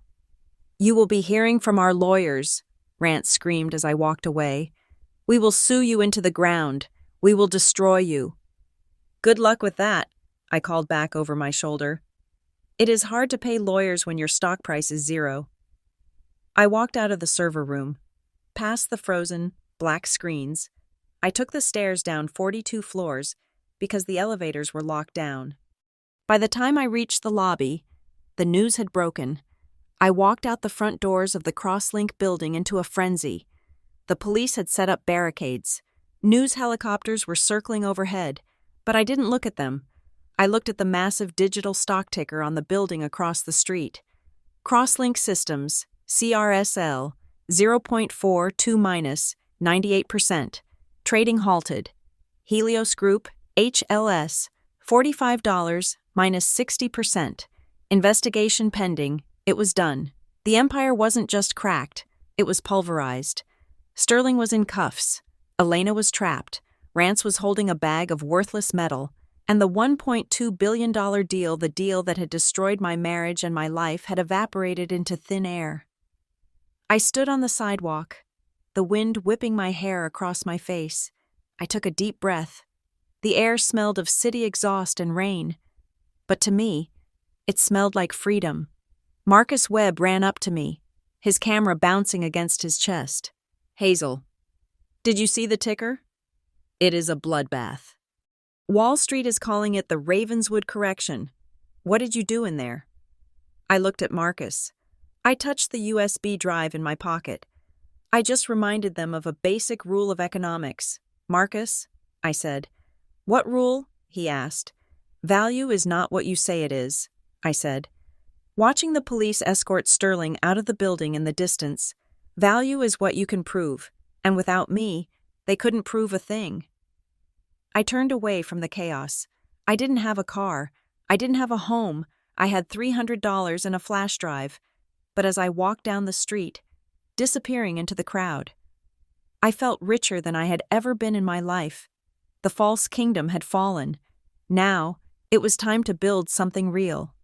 The spring rain in Neovera is usually cold and relentless, washing the soot from the skyscrapers into the gutters, but today, the sky was a piercing, triumphant blue.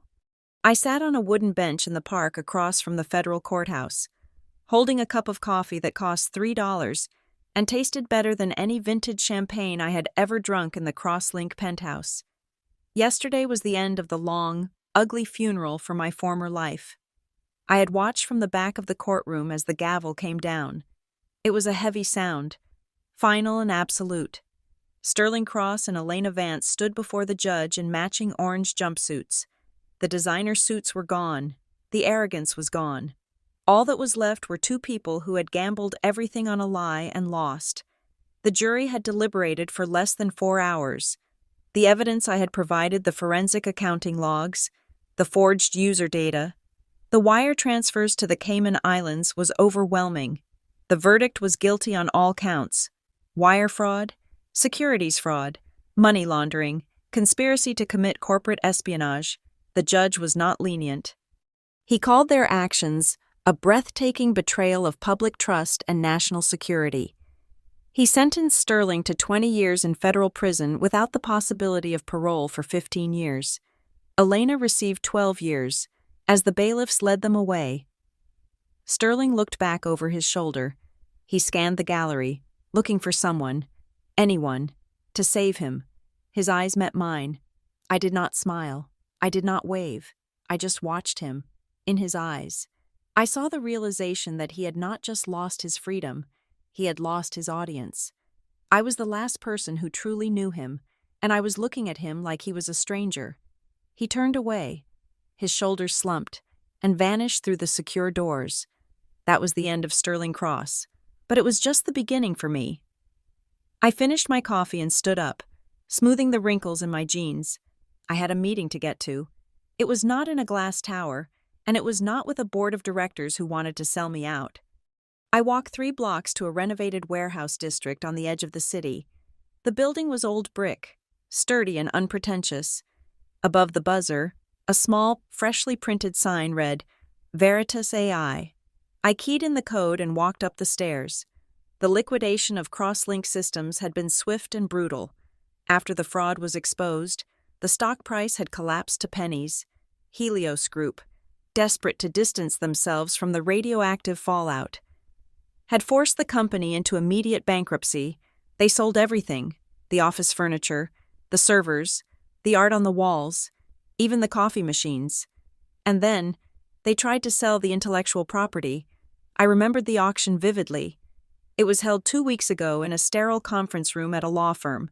Rance was there, looking 10 years older, trying to salvage some scrap of value from his billion-dollar mistake. The auctioneer had opened the bidding for the source code of Aegis Prime. "Do I hear $10 million?" the auctioneer had asked. The room was silent. The room was full of tech giants and venture capitalists. But nobody raised a paddle. They all knew the truth. The code was useless, without the biometric key held by the architect. Aegis Prime was just a very expensive, very complex brick. It was a car without an engine, a gun without a firing pin. $5 million, the auctioneer asked, sweating, silence. $1 million. I had been sitting in the back row. I raised my hand. $100,000, I said. Rance had spun around, his face turning red. "That is an insult. The development costs alone were $50 million. "The development costs are a sunk cost, Mr. Rance," I had replied calmly. "And right now, I am the only person in the world who can turn the lights back on. You can sell it to me for $100,000, or you can write it off as a total loss." Rance hated me. I could see it in his eyes. He wanted to scream, to throw me out, to burn the code rather than let me have it, but he was a businessman, and he had shareholders to answer to. $100,000 was better than zero. He nodded stiffly. I wrote the check on the spot. It was money I had won in the wrongful termination settlement, a suit Helios had settled instantly to avoid more bad press. I bought my life's work back for less than the price of Sterling's luxury car. I pushed open the door to the Veritas AI office. It was not a sterile box like Crosslink. The walls were exposed brick. The windows were massive, letting in floods of natural sunlight that warmed the oak floorboards. There were plants everywhere: ferns, succulents, trailing ivy breathing life into the space. It was quiet, but it was a productive quiet.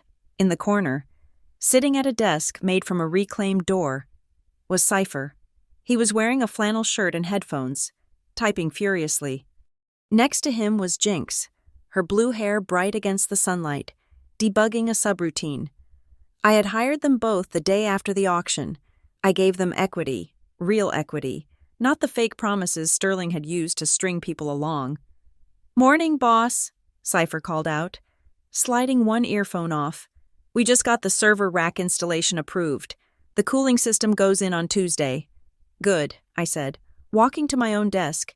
It was in the center of the room, not separated by glass walls. "Any issues with the migration?" "None," Jinx said, spinning her chair around. "The Colonel is happy. It likes the new architecture. It feels lighter, less bloat." "That is because we stripped out the surveillance modules Sterling insisted on," I said, putting my bag down. "Veritas isn't about watching people. It is about protecting them." I sat down in my chair. It was a simple ergonomic mesh chair, comfortable and functional. I booted up my laptop. The black brick I had used in the motel room was retired now, sitting on a shelf as a memento. I was using a standard, high-performance machine. A notification pinged on my screen. Sender Department of Defense, Procurement Division, Subject Contract Proposal, Direct Engagement. I opened the email. It was from the general who oversaw the cyber defense budget, Ms. Ravenswood, following the collapse of Crosslink and the successful audit of the Aegis system. The department has concluded that third-party vendors are no longer a viable security risk.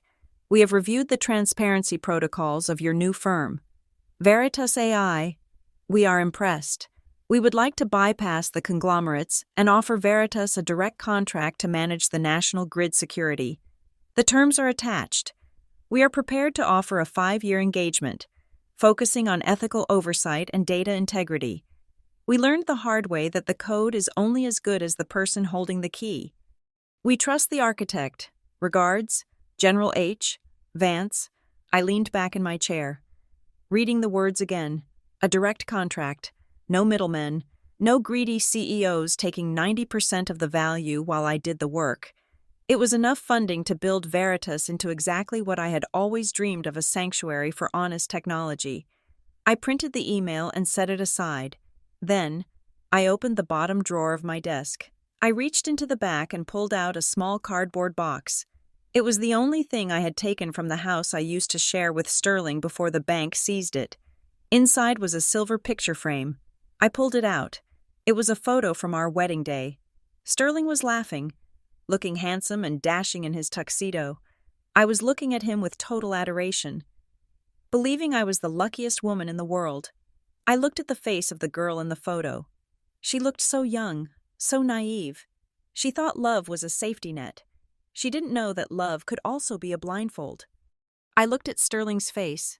I tried to feel something. Anger, sadness, regret. I felt nothing. It was like looking at a stranger in a stock photo. He was just a glitch in my history, a corrupted file that had finally been purged. I stood up and walked over to the heavy-duty shredder near the printer. Cypher and Jinx stopped typing. They watched me. They knew what the photo was. They knew what it represented. I turned the shredder on. The motor hummed with a hungry mechanical growl. I didn't hesitate. I didn't say a dramatic goodbye. I simply fed the photo into the slot. The machine roared. The silver frame crunched, the glass shattered, and the glossy paper was sliced into 1,000 thin ribbons. It took 5 seconds to destroy a memory that had defined a decade of my life. The machine stopped. The silence returned, lighter than before. "Clean slate," Cypher said softly. "Clean slate." I agreed. I walked back to my desk and sat down. The sunlight hit the screen of my laptop, making dust motes dance in the air. I opened the terminal window. The black background and the blinking white cursor waited for me. It was the same view I had stared at in the motel room, in the server room, and in the courtroom. But this time, I wasn't writing code to defend myself. I wasn't writing code to destroy an enemy. I was writing the future. I placed my hands on the keyboard. The keys felt cool and responsive under my fingertips. "Okay, Aegis," I whispered. "Let us see what you can really do." I typed the first command. "Initiate Project Phoenix, version 2.0. Objective truth. The cursor blinked. Accepting the command, the lines of code began to flow, cascading down the screen like a digital waterfall. It was a language I spoke better than English. It was a language of logic, of structure, of absolute honesty. Sterling tried to sell the world a lie. He tried to monetize smoke and mirrors. He thought he could break me, buy me, or erase me. But he forgot the fundamental law of the digital age. You can delete a file. You can format a drive. You can smash the hardware, but you can never kill the source code. Code does not know how to lie. Only people do. And now, I am the one writing the rules. Thank you so much for listening to this story. I truly hope you enjoyed Hazel's journey from betrayal to triumph. Drop a comment down below and let me know where you are watching from. I love seeing how far these stories travel and reading your thoughts on Sterling's well-deserved fate. If you want more stories like this, please make sure to subscribe to the channel Crimson Drama Stories, like this video, and smash that hype button so this story can reach even more people. Your support means the world to us.